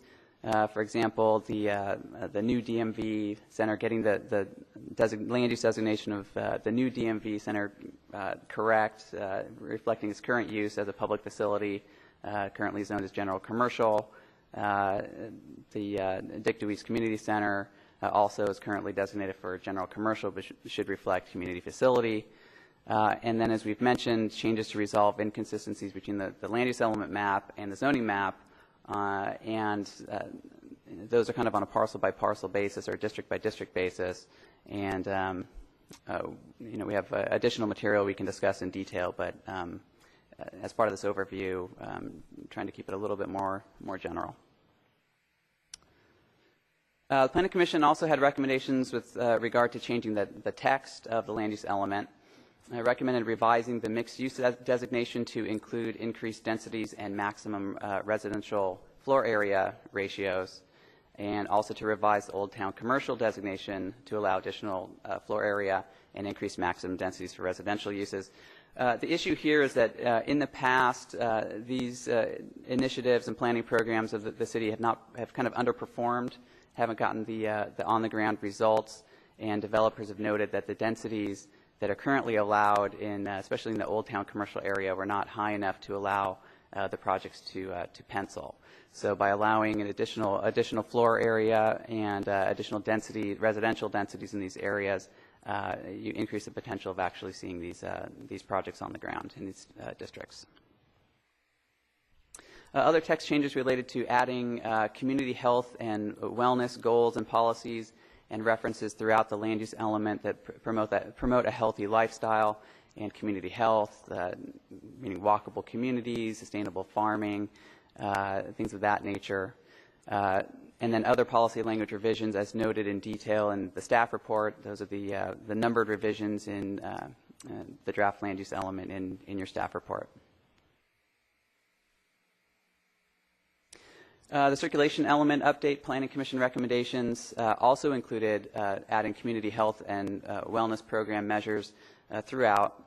That included complete streets and sidewalks, safe routes to schools, encouraging alternative transportation, multimodal use of current facilities and future facilities. There was a new implementation measure added to encourage federal, state, and regional agencies to widen State Route 246 east of the city limits. The city, of course, does not control that facility, but could at least encourage that widening. And then other policy language revisions, again, as noted in detail in the staff report. The housing element update, the housing element is unique among the elements in that it requires certification by the State Department of Housing and Community Development. Draft housing element was prepared on June 5th, all the way back in 2009 now, and has been through several rounds of state HCD review. The majority, in fact, all but one of HCD's comments have been resolved. There's one remaining issue in regard to emergency shelters. There's a state mandate for the number of beds of emergency shelter beds that must be zoned for and allowed by right in accordance with that zoning. And our current position is that once that target is hit, that there should be no further requirement for additional emergency shelters. And the state is holding that they would like those policies and requirements to remain in perpetuity even after the target is hit. That is the one remaining issue in what is a very detailed and technical element, has been reviewed several times by state staff. What we're learning in talking with other cities in the area is that really you won't get final HCD certification until you adopt the housing element yourself, which triggers a final 90-day HCD review period. So in doing so, the public hearing has to remain open just in case there are final changes that are required by the state in their final 90-day review. So that process is a little bit different than the land use and circulation elements. So just to summarize the Planning Commission's actions with regard to the Phase 1 element updates, in July, the Planning Commission adopted a resolution recommending that the Council approve the requested general plan amendment and adopt the 2030 general plan Phase 1 land use element map, circulation element, and housing element. On August 11th, the Planning Commission adopted a resolution recommending that the City Council approve the corresponding zone change. And so the requested City Council action first for the general plan update is to adopt a resolution approving the requested general plan amendment and adopting the 2030 general plan Phase 1 land use element and map, circulation element as recommended by the Planning Commission. Notice that does not include the housing element as part of that action. Adopting a resolution adopting the 2030 general plan housing element as recommended by the Planning Commission, and continuing the public hearing for the housing element only to a date specific, that is 120 days from the date of adoption of this resolution. Again, that's to allow for final HCD comments in their state-mandated final review period. And for zoning consistency, to waive further reading and introduce an ordinance approving the changes to the city zoning map as recommended by the Planning Commission for that zone change. And that concludes my presentation. Available to answer any questions. The last item up there, the zoning changes, were the subject of the large stack of postcards that we received from the public. They're the subject of this whole map package that the staff prepared for us to explain them. This is why I'd like to take that last and separate, and I think it can be, because it doesn't concern the existing general plan unless we decide that some of these zone changes we don't want to make. Sure. Then we have to go back to the land use. Understood. We can do that. So I would like to open for public comment everything except the zone change, this remainder of the land use and circulation element. And then after that, I will ask that Mr. Dalton and our principal planner, Lucille Breeze, kind of lead us through breaking it down into pieces that we can chew one at a time. Public comment period is open. Mr. Lynn. John Lynn, City of Lompoc. And I'm not terribly familiar with overlay districts, and I confess I read it and didn't understand it fully, but I would hope the council would discuss with the consultant the types of restrictions that this would apply, would add to properties that pre-exist. You just saw this evening the difficulty that we have with a simple winery operation because we have these series of restrictions. And my personal concern is that we are now trying to completely change the character of H Street and to a certain extent Ocean Avenue, where we primarily have newer buildings that were built in one style and we now want them to be something else. The other thing that I can have a concern about is for a number of years now, we've dealt with inconsistencies between the general plan map and the zoning map, and I would hope the council would ask the consultant if we would create another whole issue here. And the last thing I think is the concept in general. What we are basically creating is another downtown area. If you looked at his drawing for that intersection, we were basically saying we wanted to build downtown-style buildings up against the street. We have tried for 25 years to get something built in downtown that matches that without any success. And I'm concerned that we will basically stop all new development on H and Ocean with this single stroke. With regard to the mixed use and the increase in density, I spoke with regard to that when the mixed use ordinance was passed, and I said the densities that were allowed simply would not allow anything to be built. 2.5 years later, nothing has been built. So I strongly encourage the council to deal with those densities that the consultant has recommended, and the same thing with regard to Old Town. You know, the Old Town ordinance was passed in approximately 1984. We built one building and remodeled a few others, but without a density that you can use for the residential component of it, you can never get any projects done. And on top of that, the follow-on needs to be that we amend the restrictions on the uses down there. We have virtually every use that wants to go in there now is a conditional use because of the types of uses that are attracted to it. So we create a 4-month process for uses in that area, and that's the other reason that we have had great difficulty in attracting businesses to downtown. So, thank you for your time. Thank you, Mr. Lynn. Would anyone else like to speak to us this time? All right, Dalton, let's turn this, steer us through this process. Can I? Oh, I'm sorry. Comment back here? Yeah, I have a question as far as one of the,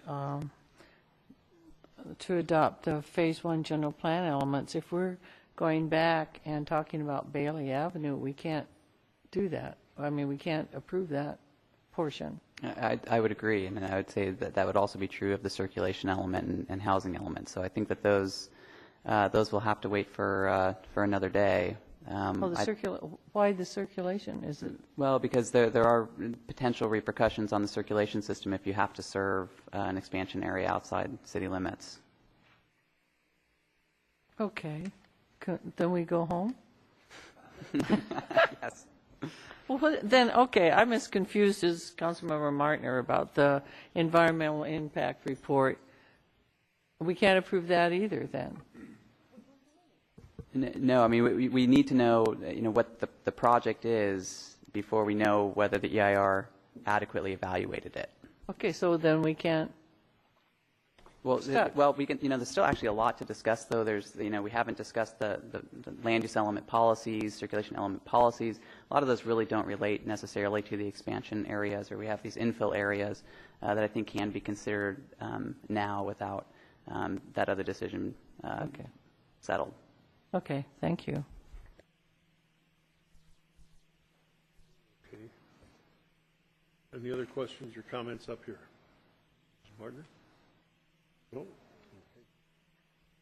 Mr. Dalton? So one way we could break it up is to start with the land use element map changes that don't relate to the zoning inconsistencies. Or we could start with the land use text changes, the goals and policies. And whatever your pleasure is, we could take things in a group, or we could go, one by one, or in batches. Well, I think personally, it's important that we take each of the maps, look what the goal was there, because the goals on that map then lead into the land use patterns, which then lead into the zoning that we're going to be talking about later. if we are downzoning a particular block or a particular area, I think we should know what the goals are and look at the overall plan before we start talking about a particular slot within that plan. There's no objection. Let me ask you to take us through that route. Mr. Mayor, if you look at the attachment number 5 to your staff report of September 7th, that shows the proposed land use element, and it shows the changes that were suggested by the Planning Commission. If you want to look at the goals and policies, that would be a good place to begin. You could start either going through there to see if you are in agreement with those policies that were recommended by the Planning Commission, or you could look in your staff report on page 20 where there is a table which identifies each of those, and it identifies the Planning Commission recommendation. So you could approach it from either way.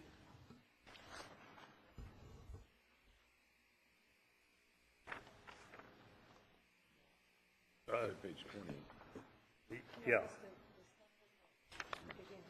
Pardon? Say again the page number within attachment 5. Start with page 1.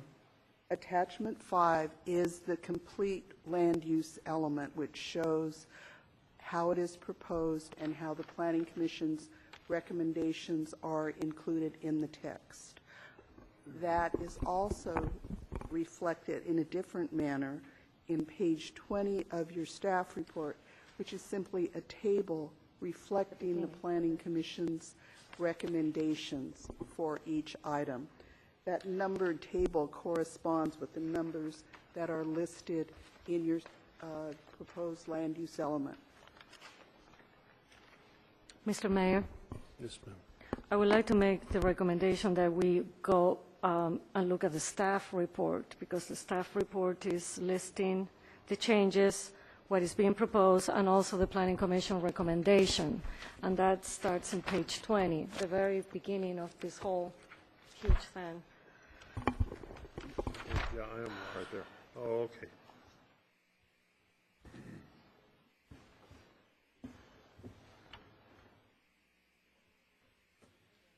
Okay.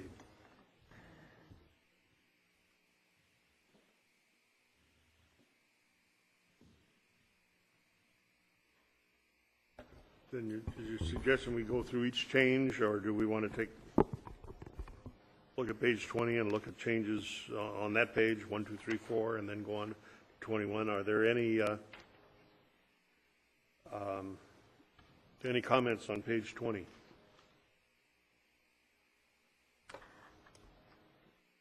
I would like to make a motion, Mr. Mayor, if the council is ready. All right. And my motion would be that let's accept the changes number 1, 2, and 3, and 4 in front of page 20 as it has been recommended by the Planning Commission. We have a motion that for Lieutenant. I'll second that. And a motion and a second. Shall we? How do you feel about changes 1, 2, 3, and 4? I think we can. Instead of going through the process of a motion and vote, let's try to go by consensus, because it might move this through a little bit quicker. Is there anyone objects to accepting 1, 2, 3, and 4 as they're presented to us with a recommendation? Seeing none, let's go on to page 21. We have recommendations, changes number 5 through 10. Let's look at those. I'm going to point out something that earlier we talked about the process and that adds time and that adds expense. For instance, with the proposed wine center, an awful lot of that comes from the general plan. If we've got a requirement in the general plan that on any development there will be any development that is attractive to to retail, and that there will be bus shelters, then it's in our plan that we shall require those. And I think that's one of the problems. Our 1997 plan wanted the Emerald City and specified a little bit of everything, and that came back to bite us when we started to approve processes. Am I correct, Lucille? That's, you know, we're sitting here now, and we're saying that everything has to be accessible to pedestrians and bicyclists. Okay, so now if we require some of that in a development plan, don't blame staff, don't blame planning staff for time and effort and expense in adding those things. We're writing the goals of what the city's got to look at in the future. So it's really important we look at these, all of these goals and objectives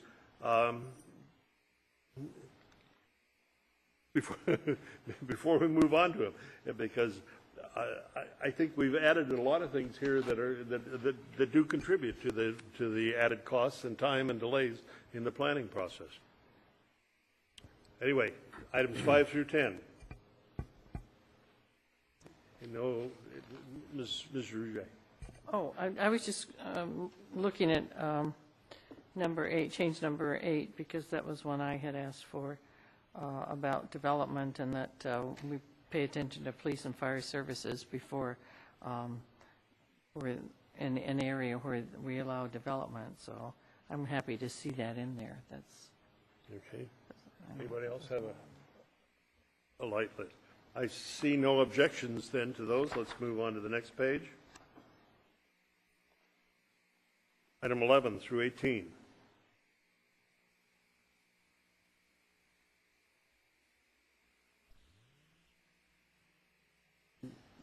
No objections?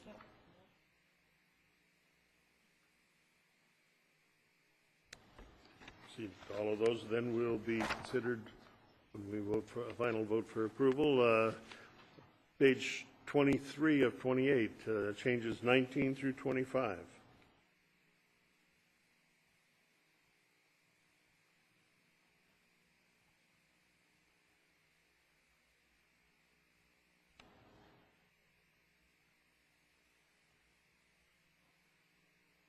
Seeing no comments, we'll move on, and the final...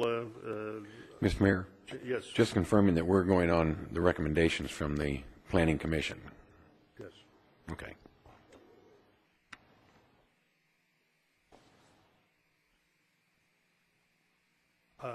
Change number 26. Any objection to that? You know, I think I do. Any infill project, we're going to add the time to solicit input from area residents, property owners, in the review of those infill projects to ensure that all environmental, social, physical, economic, and public health concerns are integrated into the local land use planning. Is that going to, are we going to come back here later on and hear that it takes us an additional 60 days because we're soliciting comments from going out and mailing requests to all the area neighbors to comment as to whether or not the infill project, which might be just building an apartment on somebody's garage, on top of somebody that does, whether they have any comments to regarding the social, physical, economic, or public health concerns of that project. I mean, it sounds great, but I'm not sure we've looked at these things with the balance of it's nice to do them, but at what cost? Am I making a mountain out of a molehill, Arlene? Tell me, we'll move on. This is important because this is the policy that is going to be translated into zoning ordinance regulations. And what could end up happening is the staff would end up bringing before you, when we bring a revised zoning ordinance, there could be an additional notice provision that would be brought to the council for consideration for infill projects. Perhaps there would be a different procedure if the desire is to have a more intense notice and review period. So I think it is important that the council consider how these will be translated into regulations that affect development. Mr. Mayor, I think it is important to have the review on this and take them, on a case by case. Some of them might be expedited because the public may feel that it's, it's something that is straightforward. I think it's important to have economic, impact studies on any of the projects that we embark on, or that the city embarks on, or that citizens embark on. So I don't see any damage of having those, and there is always room for streamlining. Let me point out that the proposed change in front of us, the words used to read should continue to include, and we're proposing to change it shall solicit the input. No longer optional, no longer on a case-by-case basis. We've made it mandatory, and that's why I'm bringing it up. It should would leave us some latitude to say, hey, this one just does not apply. But I'm questioning whether making the change here now is. I see no comments from the rest of the council on this. Well, Mr. Mayor, I think it should have been shall all along. Okay. Simply because you made a very good statement. If your neighbor is going to put an addition onto the garage, make it a 2-story, and it's going to interfere with your sunlight for your sunbathing, you should have something to say about it. Whether it's passed or not, or accepted or not in the planning department, I still say that we should have, the notice given to the neighbors or to the area businesses. Okay. Well, that's nothing. I object to the and organizations because, what organizations are going to tell you can't put a second story on your house? Well, you could have, all the Boy Scouts coming and telling you can't do it. I don't see why we need organizations in there. That's what I'm saying.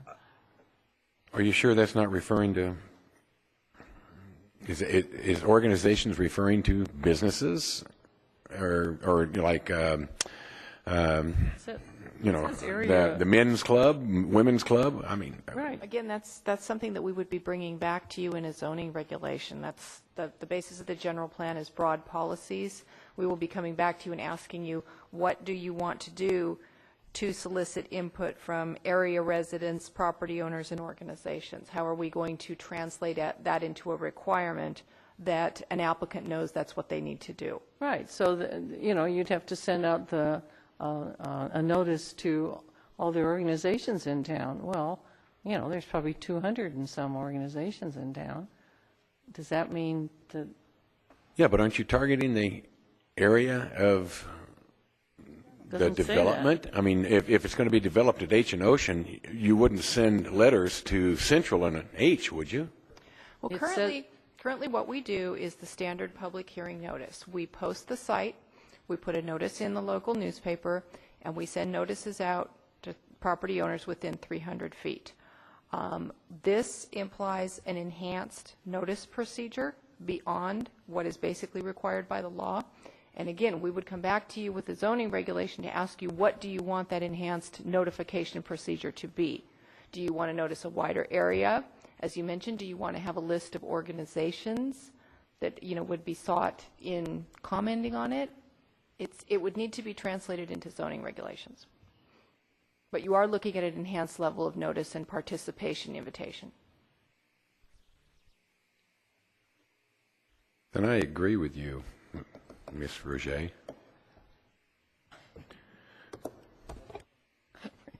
What time is it? So I would suggest that all right, I'll just throw this out. The city shall solicit input from area residents and property owners in the review of infill projects. And then, did you want to keep in all that other stuff? To ensure environmental da-da-da-da-da. Sure, why not? Okay, I would just delete organizations. I don't think that's necessary.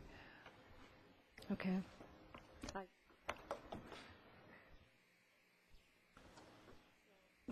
We have three approvals here, so let's move on. All right. Circulation element. Proposed text changes. And again, I went through these and read these, but I didn't look at should versus shall. And some of these are changed should to shall, And I noticed at the item number 6, staff recommended that changing should to shall on this particular one could be cost prohibitive to certain public and private projects. So the commission on that recommendation turned around and went back and said, we'll leave it as should instead of shall. But wouldn't we impact the proposal that was described to us earlier tonight if we require completing sidewalks, high visibility signage, and crosswalks, curb ramps, and marked bike paths?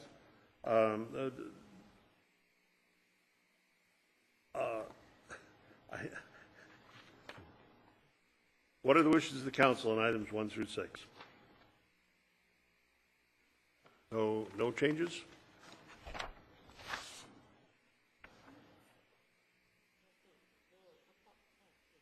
Okay. Policy 2.4, which is what we're talking about. Right now it stands, the city shall encourage the provision of high visibility signage, crosswalks, and curb ramps along major access routes to all schools.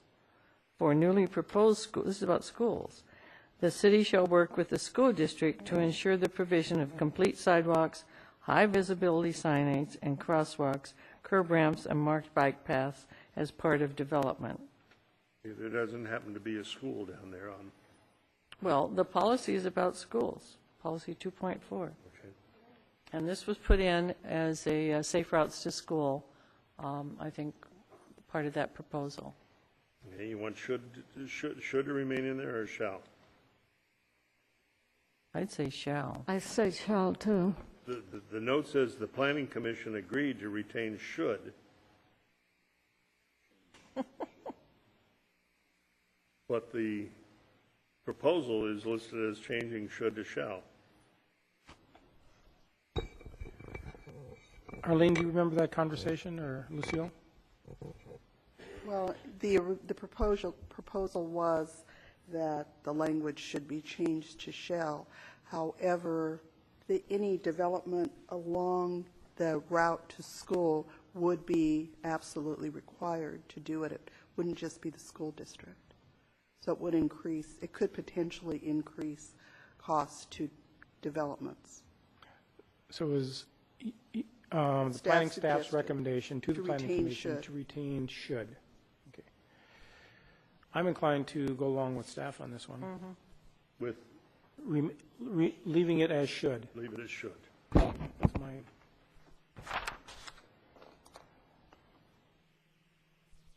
We have the same issue on the next one. Add should to shall on the circular element text. Okay, the policy 2.5 says, as part of the development review process, the city, shall require a system of sidewalks and multimodal transportation pathways for all new development to provide a safe environment for pedestrians and promote pedestrian and bicycle use. Should or shall? The planning commission recommended a should. That's right. Okay. I agree with that. So, okay, the next one. Let's go 8 through 16. How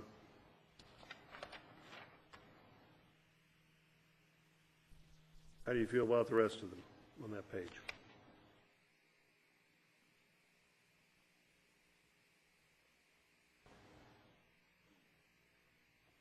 What is 3.12? That's threes. That's about buses. Oops.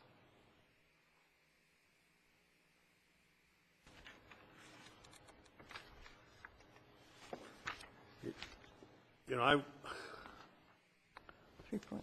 I went through and read these to understand the topics and not to assess whether I wanted the word should or shall in there. And I'm not sure that I'm ready to proceed on down the line, because I don't, I'd have to go back in each one of them and look to see whether I prefer the word should or shall.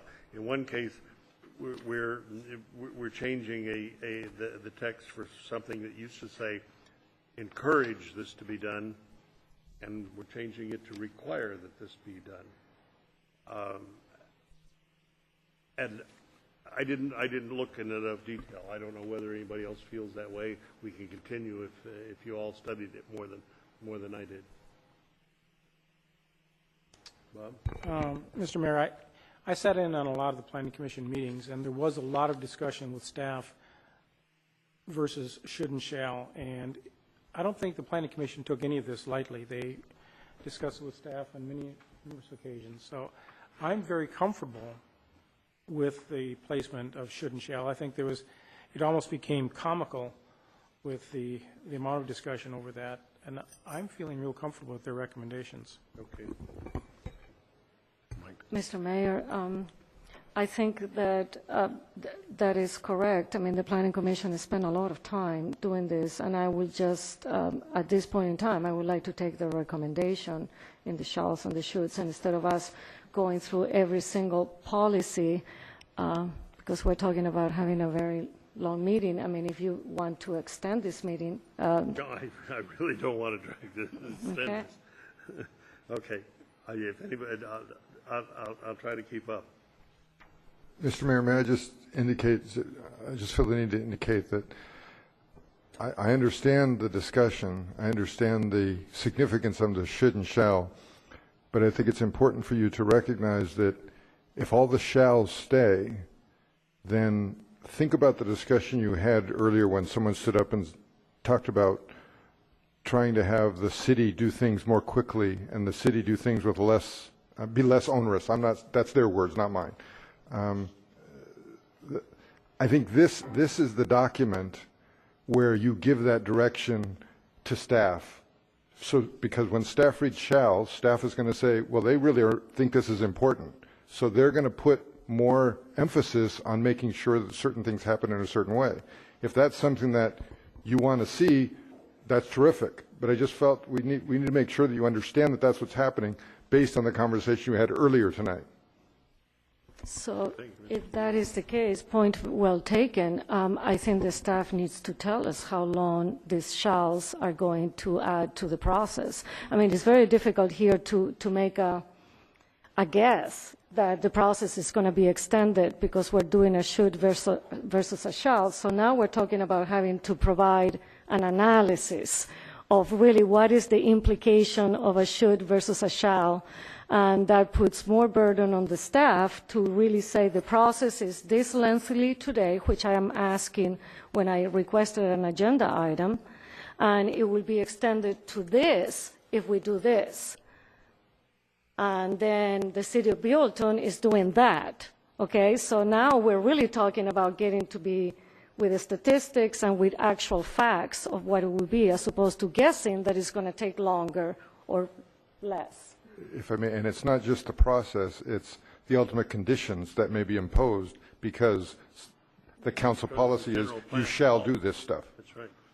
I think I don't think very many of the items that were listed as being required for that hotel project were dreamed up. I think they were as a result of policies that we made in the past, or the councils made in the past, and told staff to do them, and whether or not they would apply to all projects or whatever is based on those policies.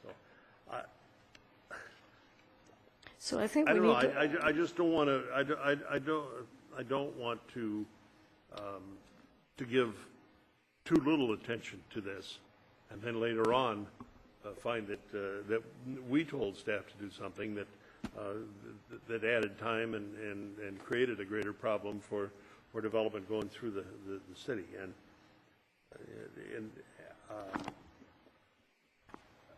I agree, Mr. Mayor, so I think we really actually need to go back to the staff and ask them to supply it with information that is more specific as to what is the impact of any single one of these changes in the policy. And I mean, I'm sorry, I don't know how else I can make a decision in guessing. I think we can give you kind of a general analysis of the situation. I think our city attorney is absolutely correct. These policies, if they are imposed as mandatory standards, will increase the burden upon new development unless they plan to do these things as part of their project.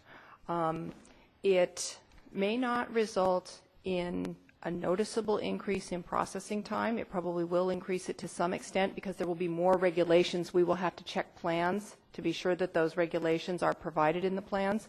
What it is going to translate to is additional costs because the developer, the project proponent is going to have to put in additional improvements because they're going to be mandatory. And as I referred to earlier, you will see these come back to you in the form of zoning regulations. And the zoning regulations will indicate these are the improvements that you will be required to put in with a project. If you leave it at should, it will be something that's more encouraged at a policy level rather than a mandatory black and white requirement. That's an accurate statement, and possibly a way of resolving this is if you put the should everywhere that there's now shall, when the zoning regulations come back to you, you still have the opportunity to be more aggressive when the zoning regulations come back or not to be more aggressive, because if the should language is in here and you adopt a more restrictive zoning code, that still would be consistent with the general plan. And if you adopt a less restrictive zoning code, that also would be consistent with the general plan, but you haven't already taken away some of the flexibility by using the word shall. Okay, so should gives you more flexibility. leeway. So should we? No. Well, my question is, did the Planning Commission have this information as well? I don't believe the Planning Commission discussed it at this level, but the Planning Commission did feel it was important that it be mandatory because they felt these were quality items that they wanted to see in development. Because the hours that I have no doubt they put in on this, for us to turn around and go against their recommendations, I understand what we're saying here, but I don't understand why the Planning Commission didn't have the same knowledge on should and shall to expedite, to help expedite. Yeah, they did have the same information. Ms. Breeze, correct me if I'm wrong, but I think the Planning Commission tend to lean more toward the need for it to be mandatory requirements. They felt that these were components of development that should be required. Thank you. You know, Mr. Pannoni made a real good point earlier, and I'm a proponent of greasing the skids a little bit. So I don't see really anything negative based on your statements or based on our conversation, anything negative in just replacing all shalls with should. I believe we will have basically the same requirements for them, but it's going to make, I mean, it will come back to the council if you feel it should have been a shall. I don't think we're losing anything by doing that. So I'd like to see us just blanket replace shalls with should. That's my recommendation. I agree with Councilman Lingle. If it makes it easier for industry, businesses, small, whatever, we need to make it easy. So I agree with Councilman Lingle. Just so the council is clear, it actually isn't, ultimately it may make it easier for the developer. What it does is it gives you more flexibility when it's time for you to develop those actual development standards. You'll have more flexibility to be easier or not easier. But won't that help them in the long run? It very well could.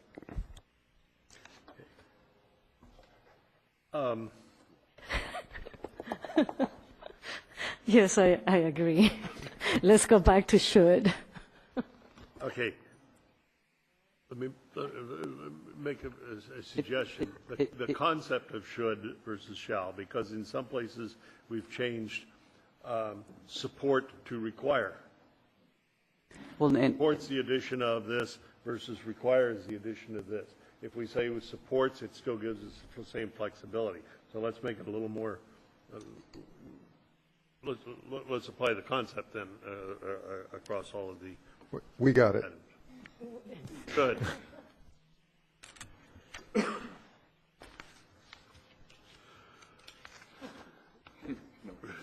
Pardon?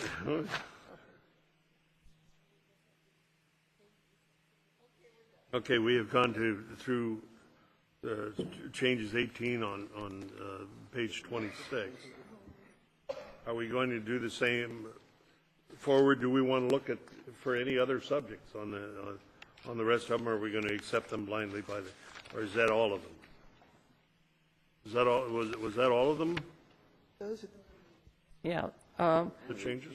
Well, we're still going to get this back, so, because they're going to have to go through and strike all the. That's for sure. It's definitely coming back to you. It should.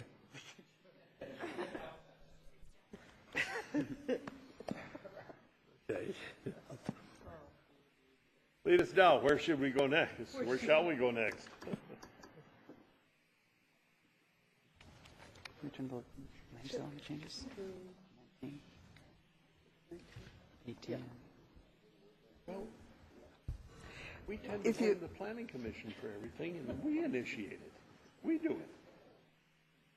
If you would like to go to page 19 of your staff report.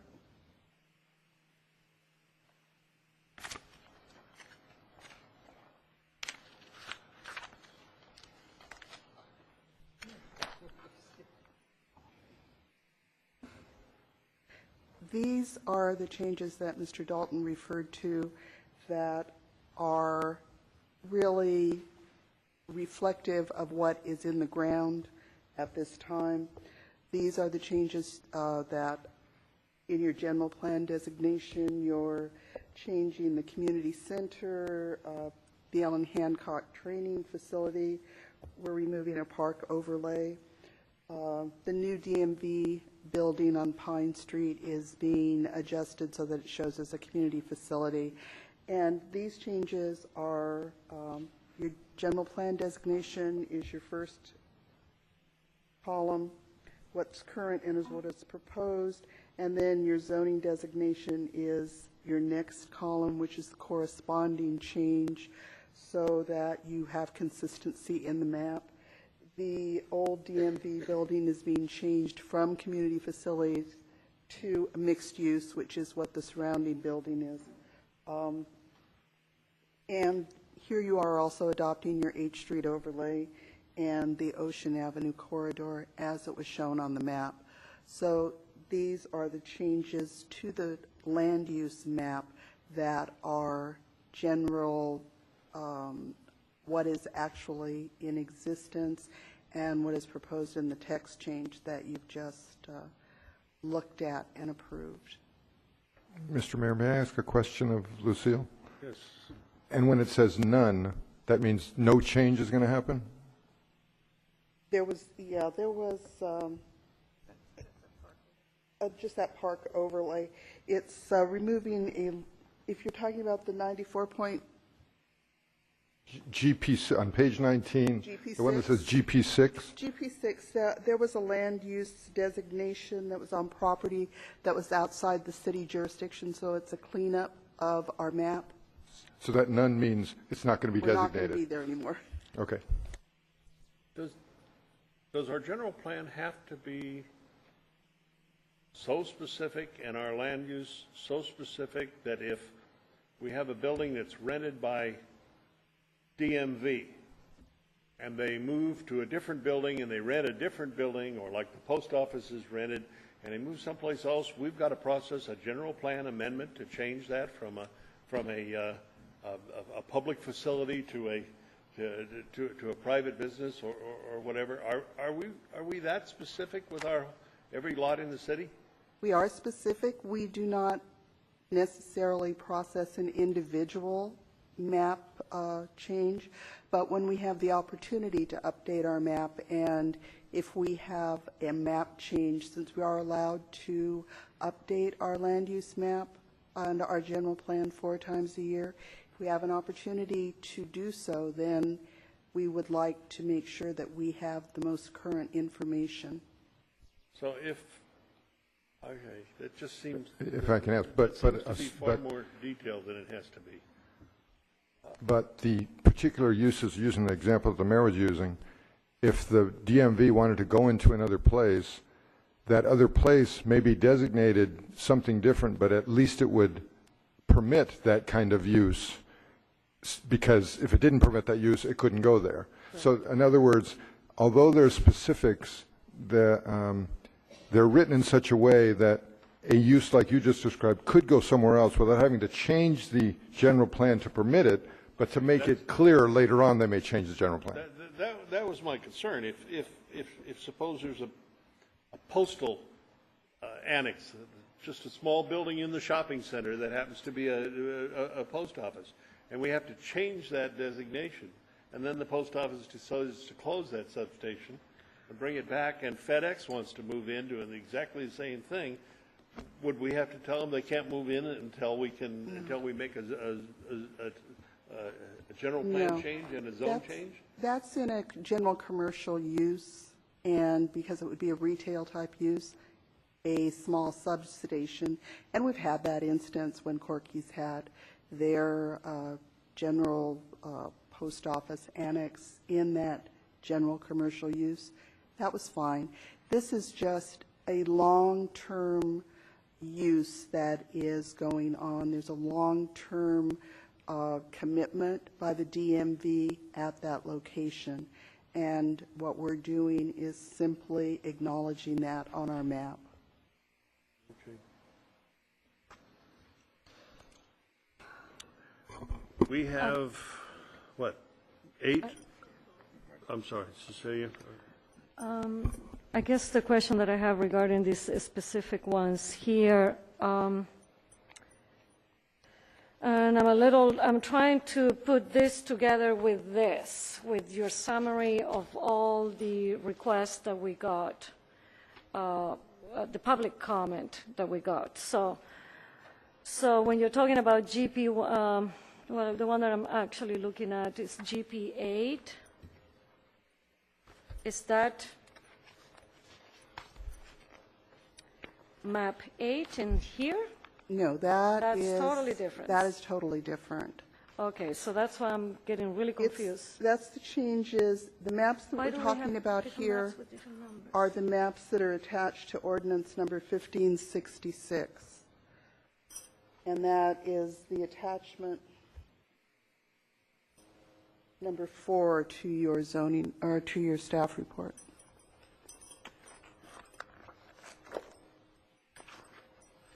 Okay.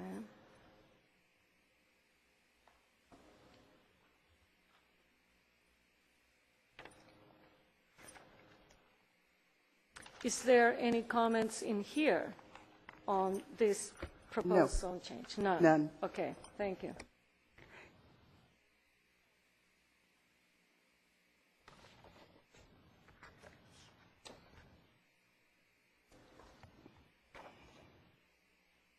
Okay, on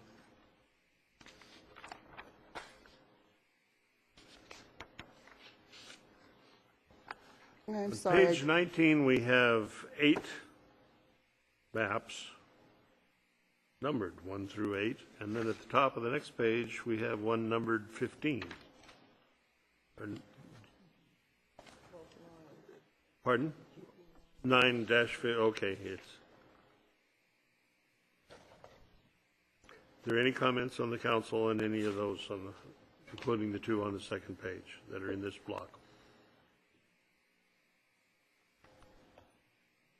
No. Okay, no.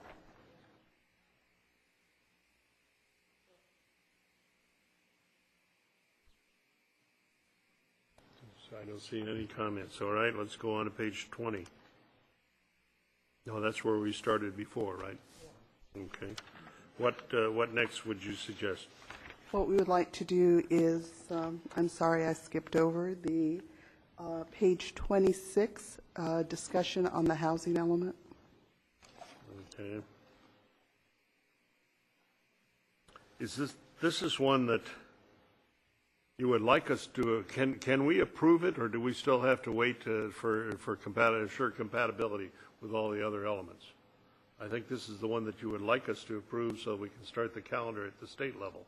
If I may, through the mayor, however, we'll need this EIR certified. Oh, okay.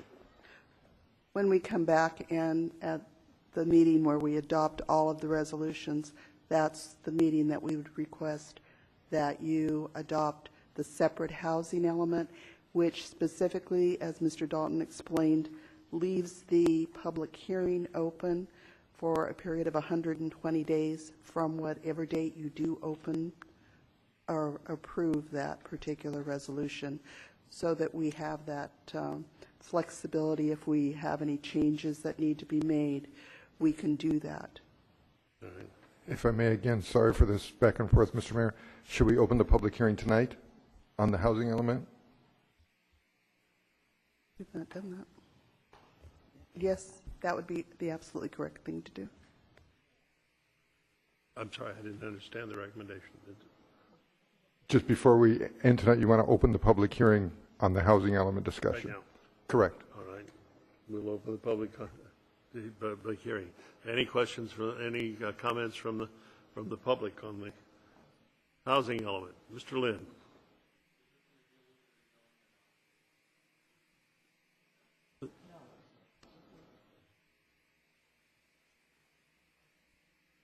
Seeing no one to rise, we'll close the public hearing. We're going to leave it open. Oh, that's 100, this is okay. And if we're opening the public hearing on the house, do we need to open it on the circulation element as well? I think when it was just opened in general, I think, to begin. All right, we'll open public hearing on the circulation element also now. Anyone want to comment on that? All right. Then we can't take action on those. Is that right? Not final action. Correct. That'll be coming back. Okay. Where next? I'm sorry. We can close the public hearing on the circulation element. Oh, okay. That's not 270 days. That's public hearing on circulation is closed. Okay. This is good. Where are you fidgeting? You want that 5 minutes again? Okay. Do you want a break? Do you want a break? No. Okay. Where would you suggest that we continue on this, or should we? I would suggest that we move into the individual maps at this point, if the council would care to do that. Okay. We'll move into and we'll open the public comment period on the maps.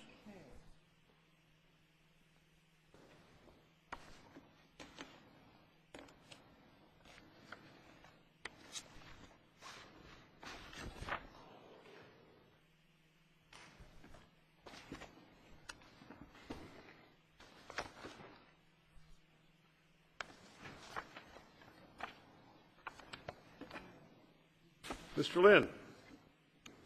Good evening, Mayor, City Council. First, on behalf of an unknown number of property owners, I'd like to reintroduce their objections that were filed in 2008 and 2009 to having their properties rezoned. These were filed with regard to ZC 0605, which was then renamed ZC 1001, and these were not carried forward because of the title change. In a request for public documents to the city, I ask for a copy of each and every communication with the city by letter, fax, or email from any property owner whose R2, R3 parcel is being downzoned in the current general plan since 2006. I would note that all I received were the documents from 2008.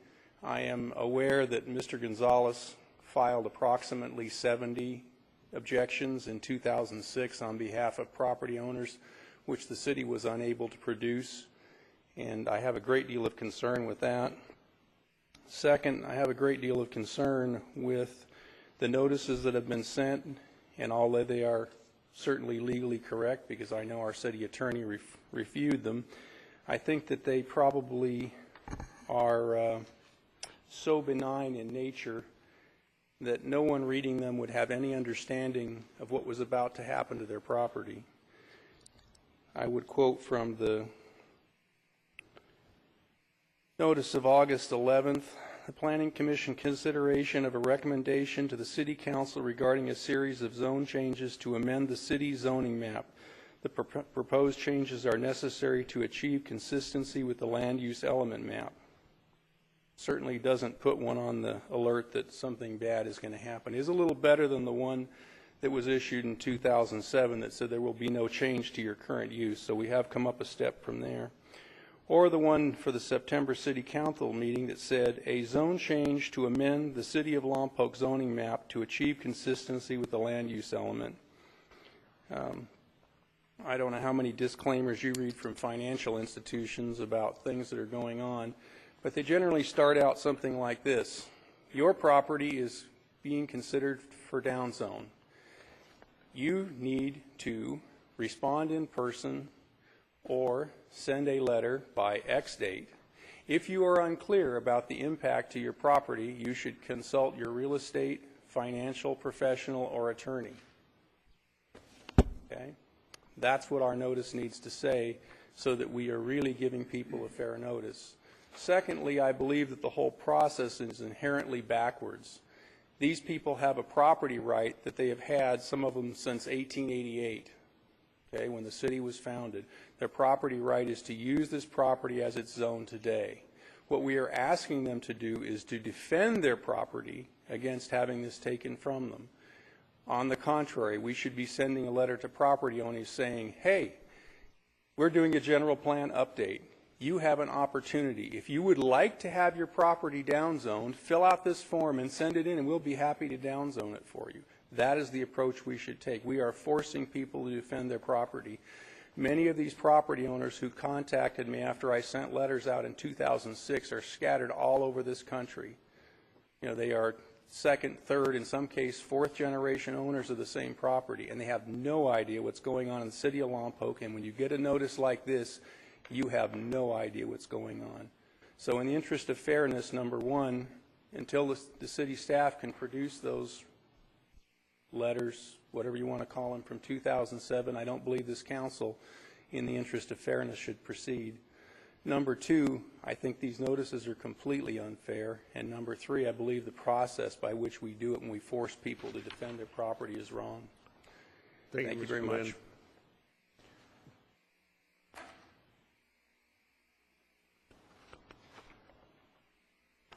I'd like to go into, oh, I'm sorry.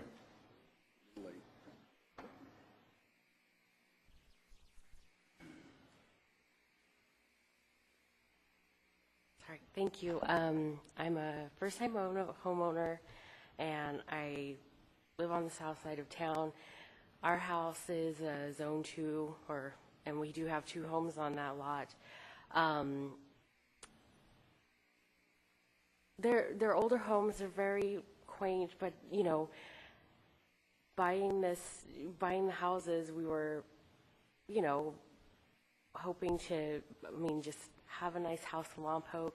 If there's any alterations or anything that might need to be done with the zone changes, it kind of stamps them that there's no alterations that could be made. If one of them doesn't have a garage, if we wanted to add a garage, we wouldn't be able to do that with the zone change. And I think that's, I don't know, I just think it's a little absurd to kind of put such limitations such as that when we're just trying to better the community. That's really all I have to say, but I just, like you to consider that. Did you give your name at the beginning? Oh, my name is Heather. I'm sorry I didn't. Heather Nyblack. Thank you, Heather. All right, thank you. Pardon me, Miss, could you repeat the address that you're referring to? 300 South G Street. Thank you.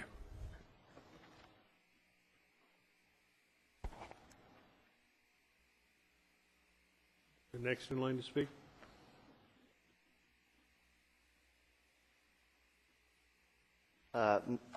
Mr. Mayor, City Council members, I also live at 300 South G Street. We've owned our home for less than a year. I understand that if one of our residents was to burn down with the new zone change, that what my insurance would cover, I would not be able to build a better house on my lot. I would only be able to continue with what was existing there. So I'm just asking not to have my house, my property rezoned. Ian Beckley. Thank you. Are there any other who want to speak at this time? Okay. See. I have a question to the staff regarding, I think first we need to explain to the council whether there is, examples like they have been given. If the house burns down, can another house be built with an R2 or an R1? The consequences of each of these changes, because right now I don't know if we're having if we understand what the consequences are or not. So I would like the staff to go down and tell us what the consequences are for, down zoning. Is there any grandfather laws? Is there what happens to properties that don't have permits? Is there an amnesty? I just want to get all of that before we start deciding. I was going to suggest to back up a little bit before that, if you don't mind. Can we take maybe the property that the people are here to listen to and look at that one and look at that map and find out why we're proposing the rezoning, first of all, and then go into a discussion of what it means? Would that be, I think then it would help us to understand how the process applies to all of the rest of the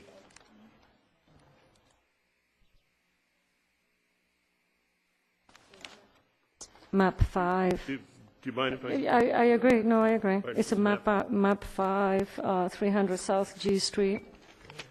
Mr. Mayor, there's actually 3 residents in that area with similar situations.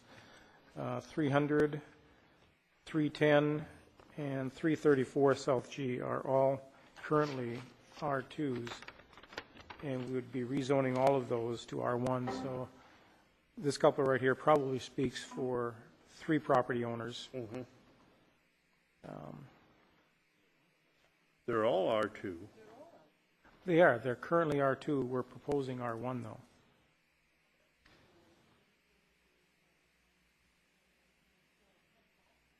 Yes. Okay, I say okay, yeah. Okay, the subject property is on map 4, and as you'll see, the proposal is that the current general plan is low-density residential, which is a single-family land use designation. The corresponding zoning would be 7R1, which is single-family. That neighborhood is currently zoned R2, which allows multiple family dwelling units. The reason it was recommended that way is that the first hearing that we held, we actually held it on the south side, and it was fairly well attended. I think some of the council members were present at that also. I'm sorry, we're discussing G, not H. We're discussing South G Street, map 5. Am I correct? Yeah, 3. Yes. 300 block South G Street. And actually, I want to correct what I said. I realize they're all zoned R3. 3 of the properties currently have 2 pieces of, okay. 2 buildings on that property. Yeah. So they're all, yes, they're all zoned R2. Yeah, the bottom on map 5, the bottom property, the 300 South G, is the one that. Yep, there's also some on map 4, but I can address that whole area, why it's recommended that it go to 7R1. And this was the first hearing that was held on the individual property changes in land use. And it was held at La Prisma Hall, which was on the south side, and it was fairly well attended. I think we had about, 60, 70 people there. And in general, the public testimony that we received was that there was an interest on the majority of the property owners to see the single-family character on the south side preserved. If that is the wish of the council, and that's what the Planning Commission recommended, you would change it to R1. The resulting impact would be fewer dwelling units could be built. It would change the development potential of these property owners' property. However, in response to your question about legal nonconforming rights, our current ordinance establishes that if you have a property that was legally established, that means with permits, and it burns down or is destroyed by something beyond the property owner's control, it can be rebuilt to its permitted size and in that location. So it would not, if it's destroyed, it would not limit the person's ability to rebuild. And also, it does not mean that you have to go out and actively tear it down. It can remain in existence. It can be maintained. You know, it doesn't have to be removed. Does it mean that it could, I'm sorry. Go ahead. Go ahead. Okay. When I look at map 5, just as an example, when I look at map 5 and I see where it says the partial, the general plan, the zoning, then owner's request, there's only 2 requests. That's correct. To have anything done out of the 10 properties. There's 3, actually. Right. So wouldn't that suggest that, you know, the majority wanted to remain R2? There was some testimony, like I said, at the first hearing, but these, what we tracked for you was written requests by property owners. I guess the best way to characterize it is the other property owners have been silent on the matter. Councilmember Durham, those 2 that requested it to be R2, those are the 2 that, in addition to this couple, that currently have two structures on their property. So it makes sense that they're asking it to remain R2. And excuse me, and that's what I'm alluding to, is that we have 2, you know, pieces of property that say they want to stay R2, but yet we have the other 8 that didn't say anything. Because it says owner's request, none. That's what I don't understand. Those properties only have 1 structure on the property right now. So they have no say? Well, no, they have say. They just what? They bought it as a 1 structure piece of property. They don't mind it being 1 structure, I'm assuming. Or they... And that we all know what that word makes out of us. So that's why it bothers me that it says none. Well, I mean... it's like this couple here. They either didn't get the notice, didn't understand the notice, or whatever. For some reason, they were probably not at the meeting at La Prisma Hall. The other 2 property owners were probably there. They said, hey, wait, I've got my 2 properties now. I want it to remain that way. Yeah. But this changing this doesn't mean they have to tear down a building, right? That's correct. They don't have to tear down a building. They don't have to remove anything. In the event that it was burned down, it could be rebuilt. The 2 units could be rebuilt as they were.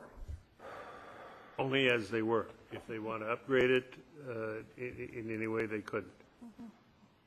It's just the footprint. There is some flexibility in our zoning ordinance on legal nonconforming units where we can work with property owners. So there is some flexibility, but it's primarily the footprint that would have to be followed. So the request from the, 300 property owners, yeah, they're requesting to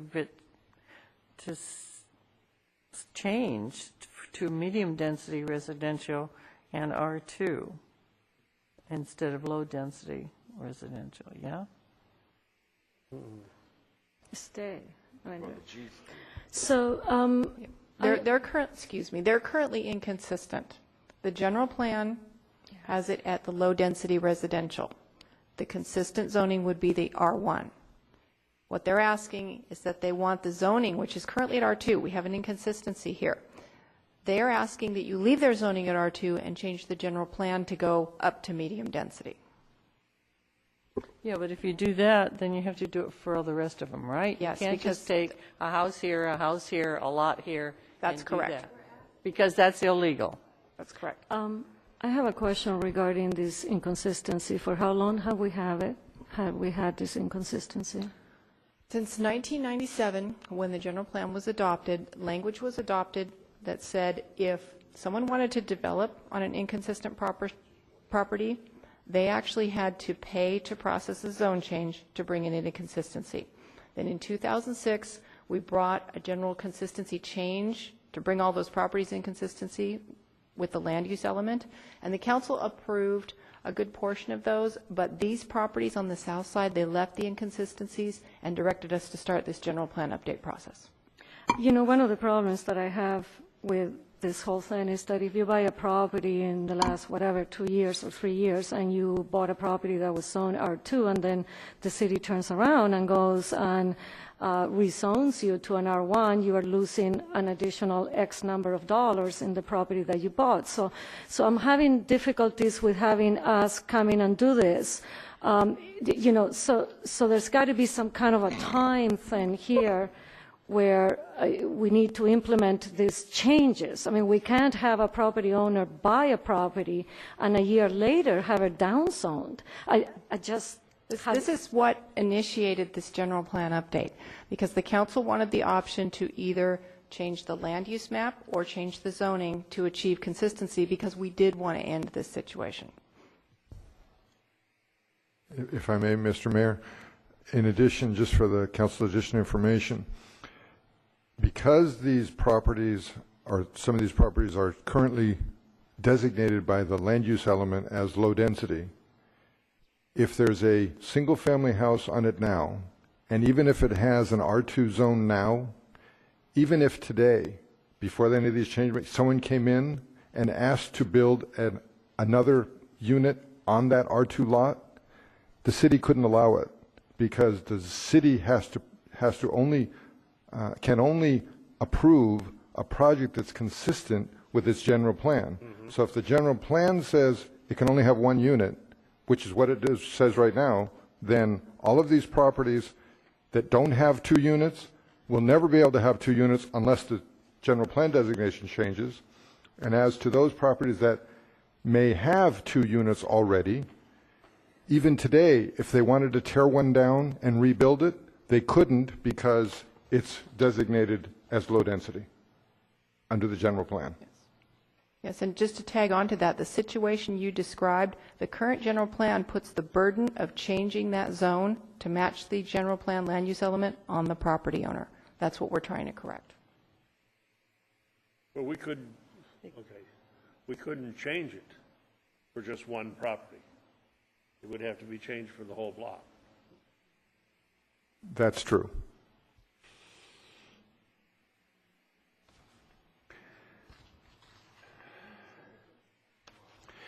Mr. Lingle.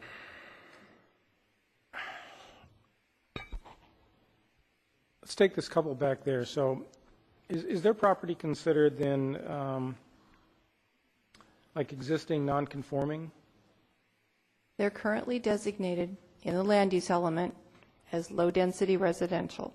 And the situation Mr. Pannoni just described, if they came in today and wanted to develop something other than a single-family dwelling, they would have to pay to change the zoning back to 7R1, and then they could only build a single-family dwelling. So then anything we do today really does not affect them right now, because they can, if their property does burn down, they can reestablish it to the existing condition. Right. Okay. Their neighbor currently right now that has one resident, even though it's zoned R2, could not build a second unit without coming and getting permission, even though it's zoned R2 right now. That's correct, because they are inconsistent with the land use element.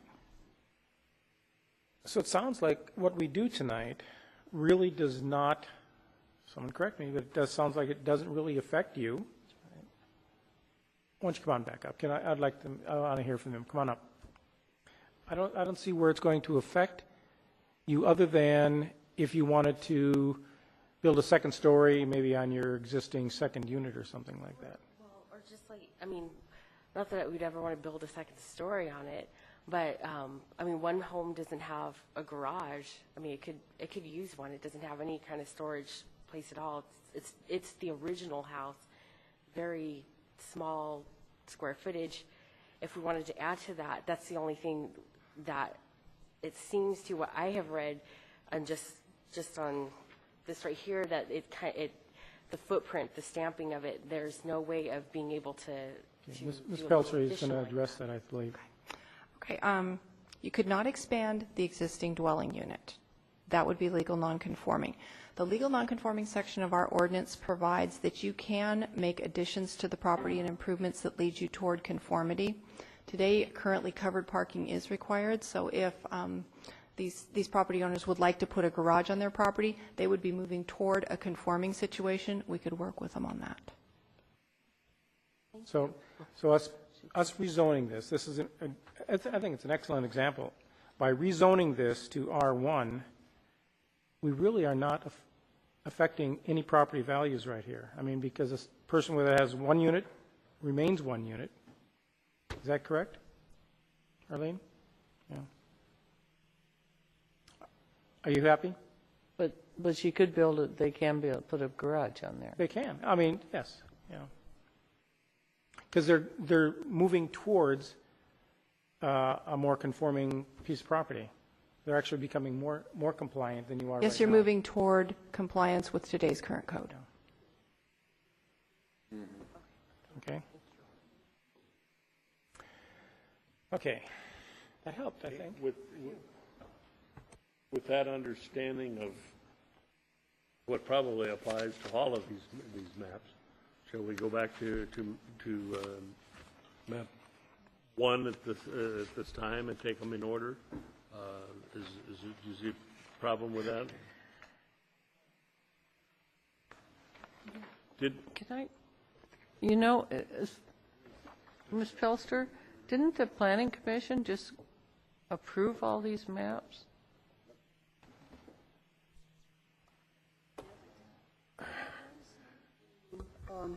Sorry. There were, as listed in your staff report, we laid out where the Planning Commission, Commissioner Gonzalez had some potential conflicts, so there were some maps he was unable to vote on.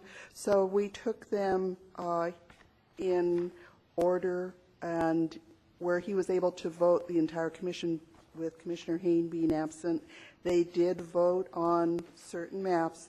And then we came to the ones where Commissioner Gonzalez had to recuse himself, so he stepped from the room, and then the commission voted on the rest of those maps. So those are laid out specifically in your staff report, how that vote went. I can find it if you... Yeah, I know I've looked through this many times. Right. But in the long run... They all were recommended for approval. Okay. That's the bottom line. Right, okay. Excuse me, where was in the staff report?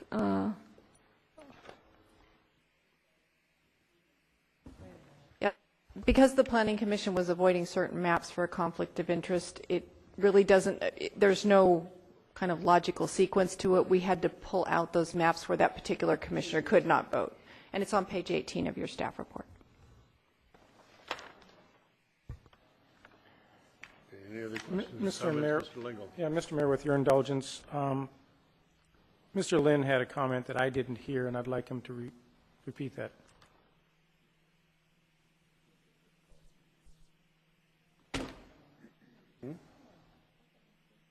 Okay, one of the issues that's confronting many of these South Side properties is that the buildings were built prior to building permits being recorded by the city. So now, as these structures come along, these are becoming issues, and they're being considered basically non-structures. When they become vacant, you can't get electricity back. If one burned down, you couldn't reestablish it. And this is going to make that problem even more difficult. Realize that many of these houses were built clear back at the turn of the century. I'm familiar with one property owner who was confronted with that and found the 1925 building permit that her father had kept, and she came here and testified to that, if you will recall, from several years ago. I don't think you're going to find a whole lot of people in favor of this. And the reason no one showed up at that South Side meeting is the notice that went out said there will be no change to the existing use of your property, surely not describing what would have happened. Thank you. Thank you, Mr. Lynn. I have a question to the planning department regarding non-conforming building permits. Is there any provisions to do an amnesty in any of this? Structures that have been built but may not have a building permit because it's too old or whatever, or the city. What do we do there? We have had that circumstance come up, and we have worked with the individual property owners. Actually, we've had staff go out, building staff go out, and they have looked at the type of wood that is actually in a unit.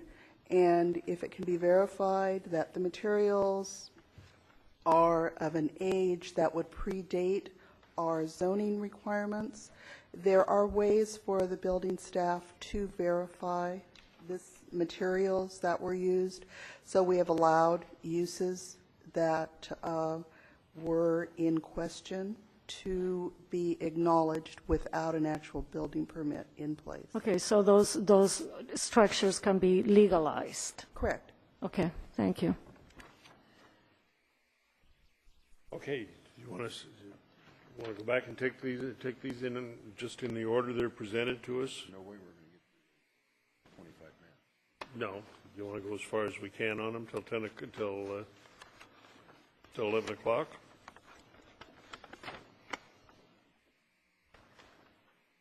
Okay. Map 1, would you explain here? It looks to me like rural agricultural is the current zoning, the existing zoning is proposed to go to R1. Yes, that's correct. If I could just note that we did prepare for the council, and we left for the public as well, a list of the land use designations and the zoning designations so that you could see what the corresponding designations actually were. And this particular site is a single site, and there is a church on this site. There have been no concerns.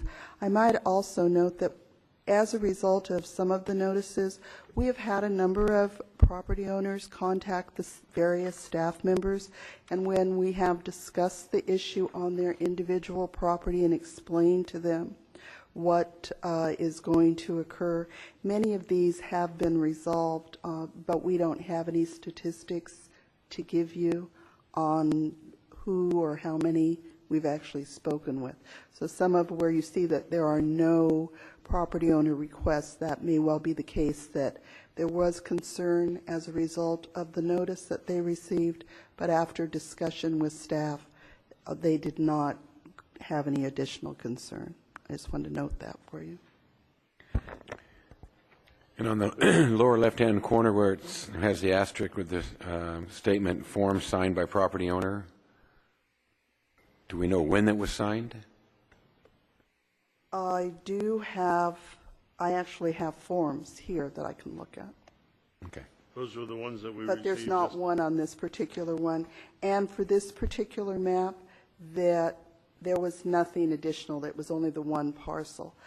Where we did receive additional forms at or after the last meeting, you will find following the map an individual page that shows you what the request was, and at the top it says forms received after. I think map 3 is an example. The following are requests received on or after September 7th. And that particular one at the far right, the owner request, if the form was signed by the property owner, there's an asterisk. If it was not signed by the property owner, there is not one. That's my confusion. Thank you.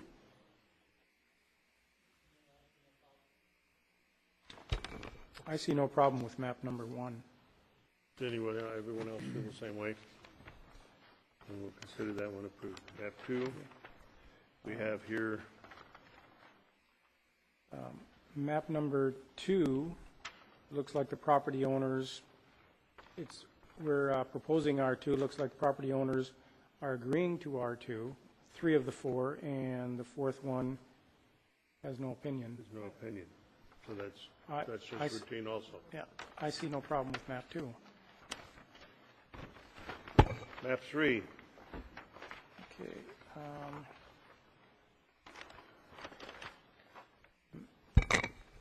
I think more, well. Map 3, there are a number of existing properties that have as many as 6 units on the property. I'm giving you, the example would be 404 South H Street.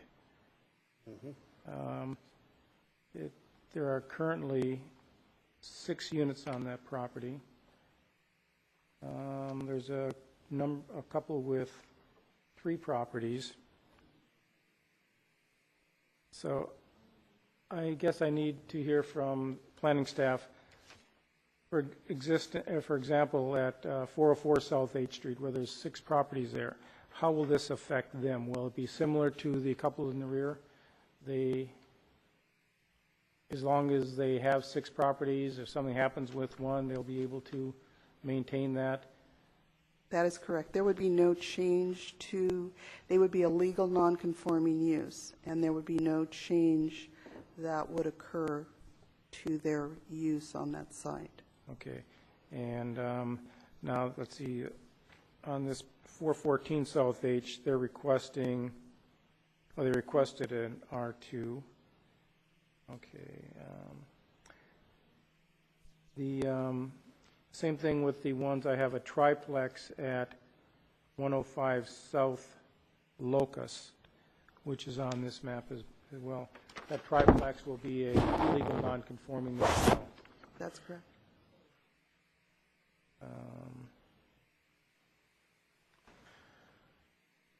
Okay. So here again, as long as the people that have the triplexes, the sixplexes, as long as they will be allowed to keep them, if something happens to them, they will be able to improve them as long as they lead towards a more conforming piece of property. They would be okay with this. Yes, that would be correct. If they're moving towards conformance, providing parking, there's an allowance in our ordinance for that to go forward. Okay. So here again, Mr. Mayor. Else have a problem? Yeah. As long as they're allowed to keep their existing triplexes and sixplexes that they have there, and they will be legal non-conforming. And even the existing properties that are zoned R2 right now, if they wanted to improve them, they'd still have to go before the Planning Commission anyway. The properties that are single-family dwellings right now.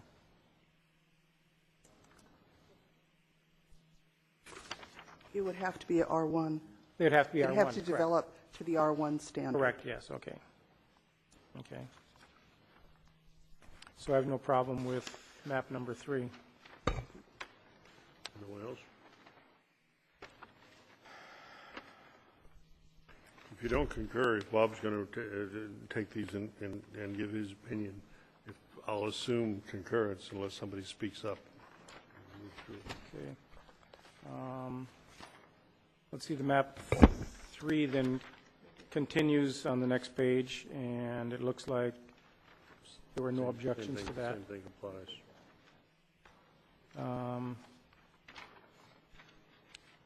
The next one, okay, the next one, let me take a look at this one now. looks like that entire block is requesting R2, and we're proposing R1. Is that correct? We're looking at the 411, starting with 411 South H Street. Those are the forms that came in since the September meeting. No, nothing has come in? Yes, that particular page that you're looking at, across the top, it says those are the forms that came in since the September meeting. Aren't you in map 4? Okay. Bob backed up. He said map 3, but he only meant the first page of map 3. Then we're on map 4. Map 4. There's a number of existing properties that are similar to the couple in the back that have 2 units existing. There's only 3 that requested R3, but I have 1, 2, 3, 4, 5, 6, 8, 10. There's about 12 that are existing triplexes, and there's 1 sixplex at 310 South H. We went by this one. So here again, the sixplex at 310 South H Street.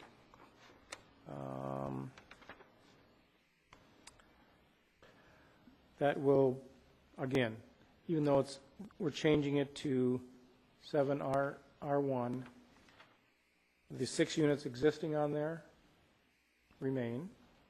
They would remain legal non-conforming.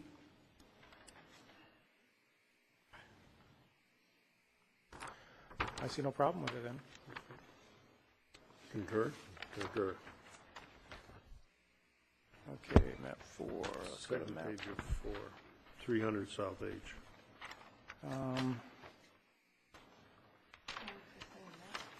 Yeah, yeah. Map 4 is okay. We go to map 5.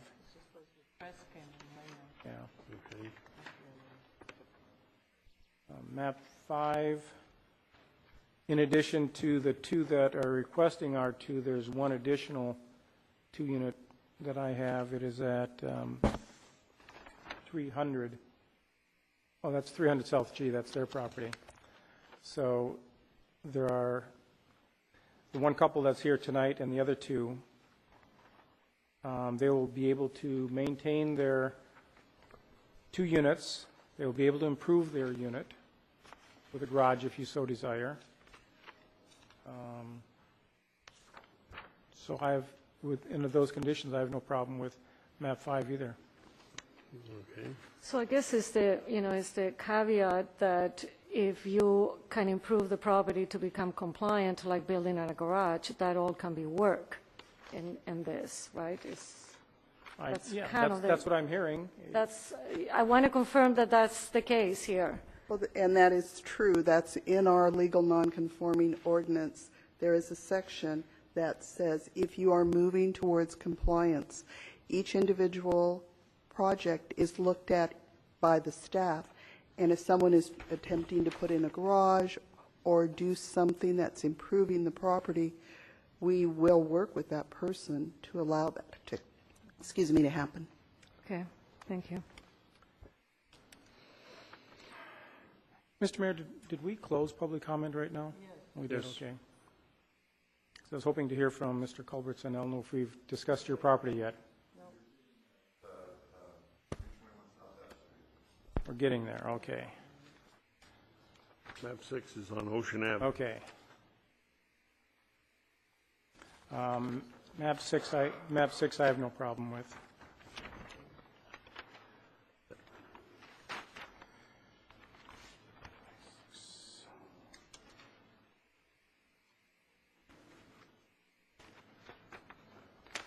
Map 7. Okay. Okay, map 7. I have 2, 4, 6, 8, 10, 11 properties with 2 units, 2 with 4 units. That includes, let's see, there's one that's requesting an R3. That is 216 South J.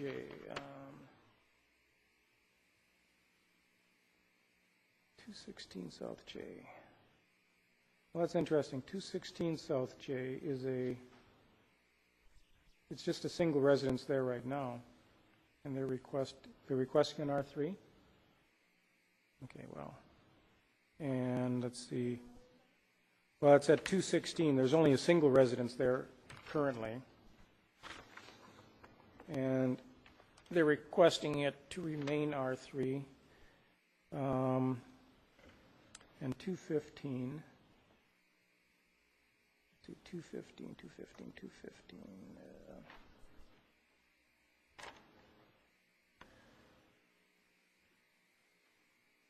Can't you make this property? Oh, okay, 215 is currently has 4 units on it. They're requesting it to remain R3. So right now, if they have 4 units on that, how do they have 4 units on that property? At 215, it's zoned R3 right now. Well, it depends on the size of the lot, because when you look at a specific lot, if it's a large size lot, it can hold additional units. Okay. It's a misconception that R3 means only 3 units. It depends upon the land area. So the bigger the lot, the more units you can put on. Mr. Culbertson's, what's your property number? 321 South F. Yeah, okay. I'm sorry? No, not on that one, no. So I have no problem with map number 7. Let me ask you something. If you had a problem with one of the maps, what would you do? I would discuss it. Right now, I don't.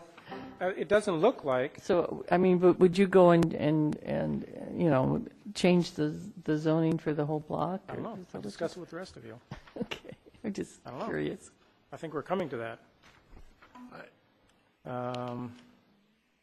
Okay. Do we count the number of units that would be allowed when we're counting towards RENA or something like that? We do. They're considered to be underutilized parcels. They're underutilized. So we look at what the total unit count would be if the infill development were maximized. Based on the general plan, not on the zoning.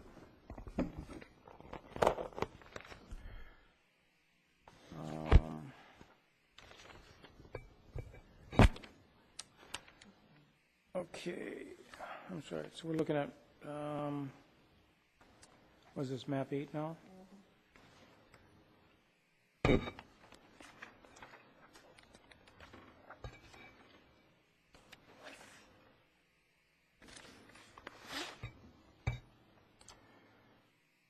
Well,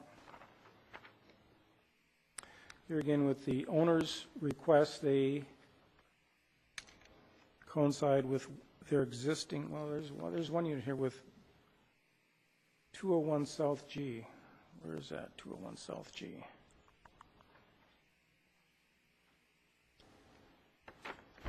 That's interesting, I don't have that on this property. Cypress.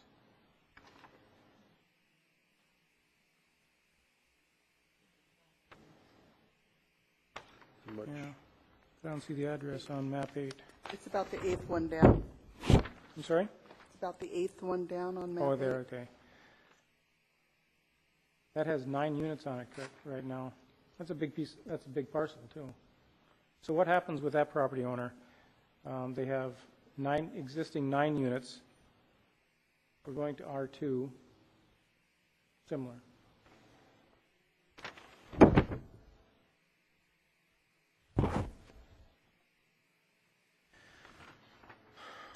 No? I guess I don't, because we're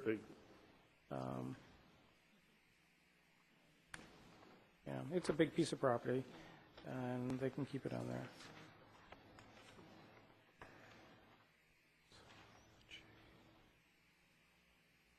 So I guess I don't have any problems with that.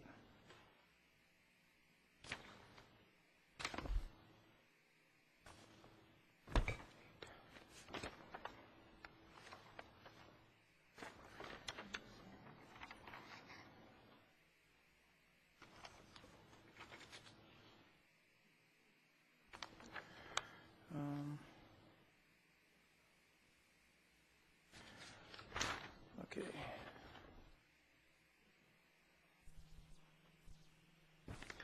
Okay, I guess we're on map number 9 right now.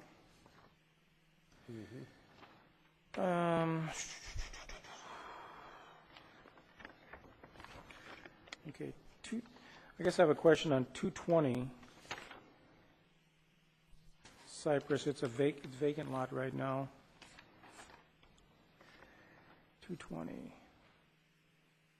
They're requesting R3. Yeah, 220 east at the very top there. I guess here's first, so there's a little discussion I'd like to bring up here. It's a vacant piece of property.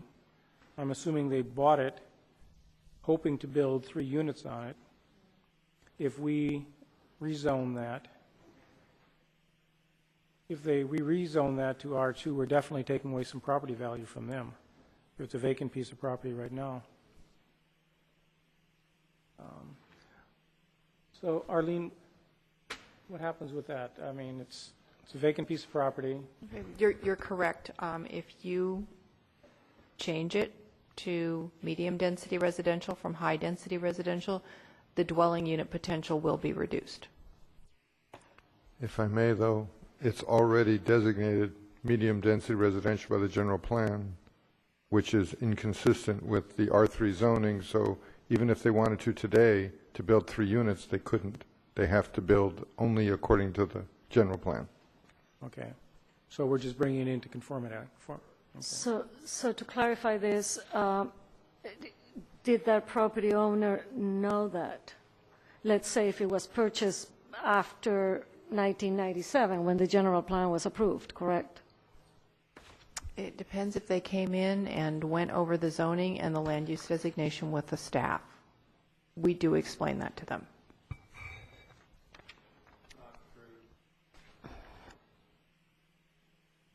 John.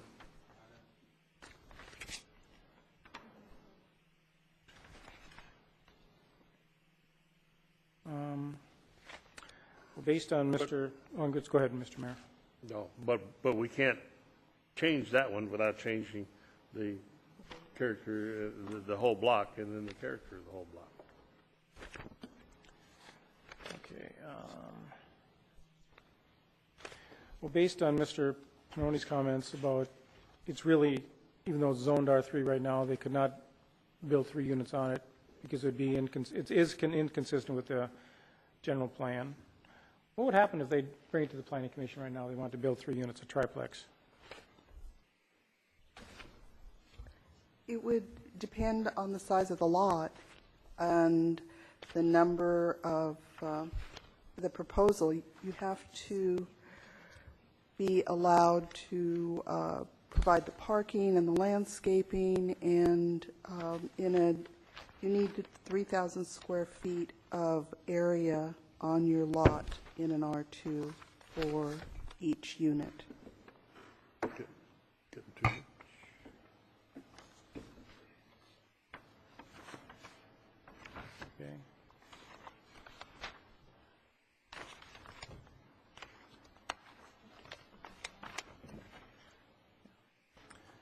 Okay.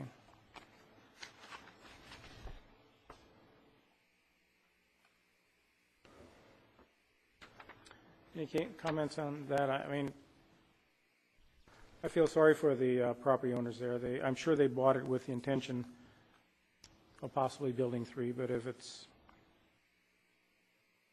the majority of, actually, you know, if you look at that, 2, 4, 6, 8, 10, 12 units are currently 3 units. There's 1 6 unit. Well, any comments? I mean, I don't know what else we can do on that one.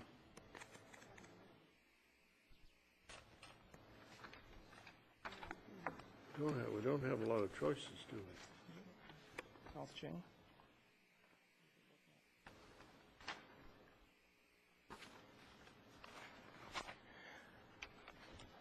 So, are we saying there's no problem with map 9?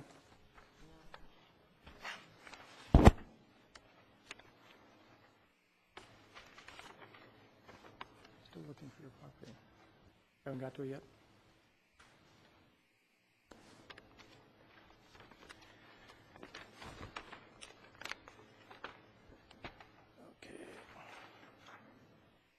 Okay. I have no comments on map 10.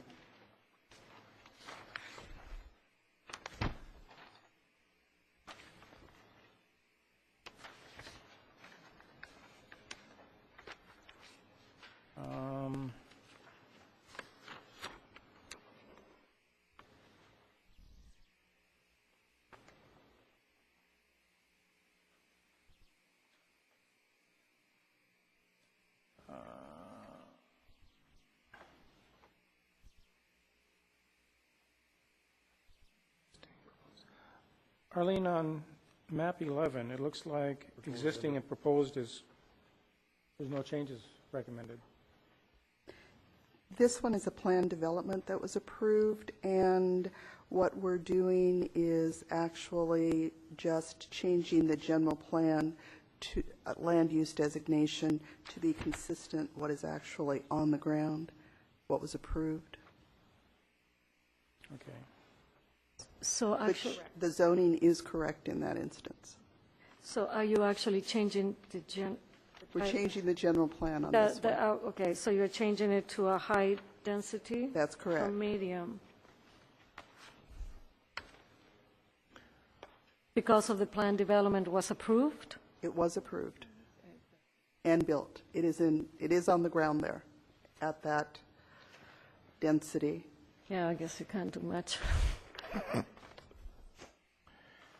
Okay, well, I have no problems with that. That's 11. 11. 11 was the same thing.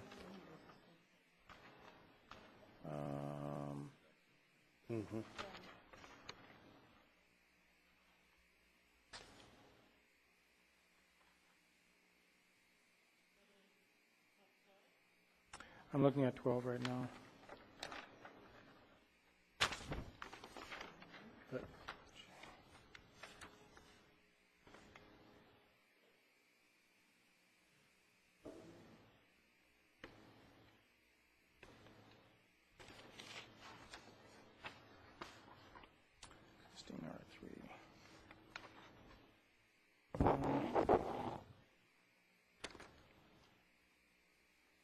I guess, go ahead.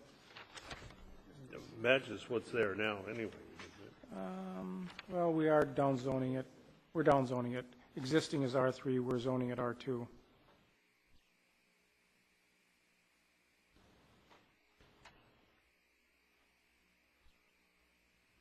We received no comments on map 12? That is correct. Except we did receive 3 after September 7th. Okay. Okay.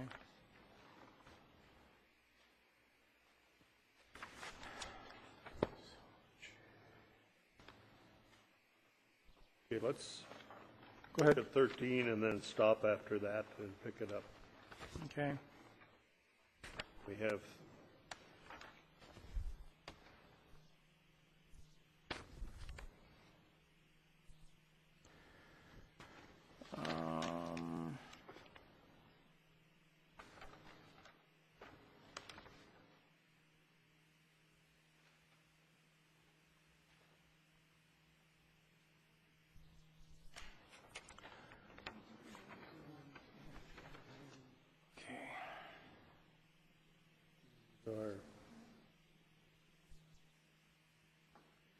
Mr. Mayor, if you don't mind, map, Pardon? could we pick it up at 13 on when we continue? Sure. Because I don't have my comments on that map available. Okay. Well, then let's do, with the concurrence of the council, we'll stop there and we'll continue this hearing until the next meeting. And pick it up with map 13. And we're going to have fun putting together an agenda next meeting. Yeah. What comes before what? Closing this one, a couple of items of housekeeping left. Right now, any written communications? Oral communications, 2 minutes. Council requests, comments, and meeting reports. We've already mentioned a couple of times that Tony and I did go to that conference in San Diego.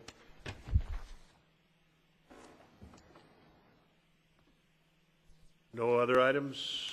We are adjourned. We get to carry these things in one more time.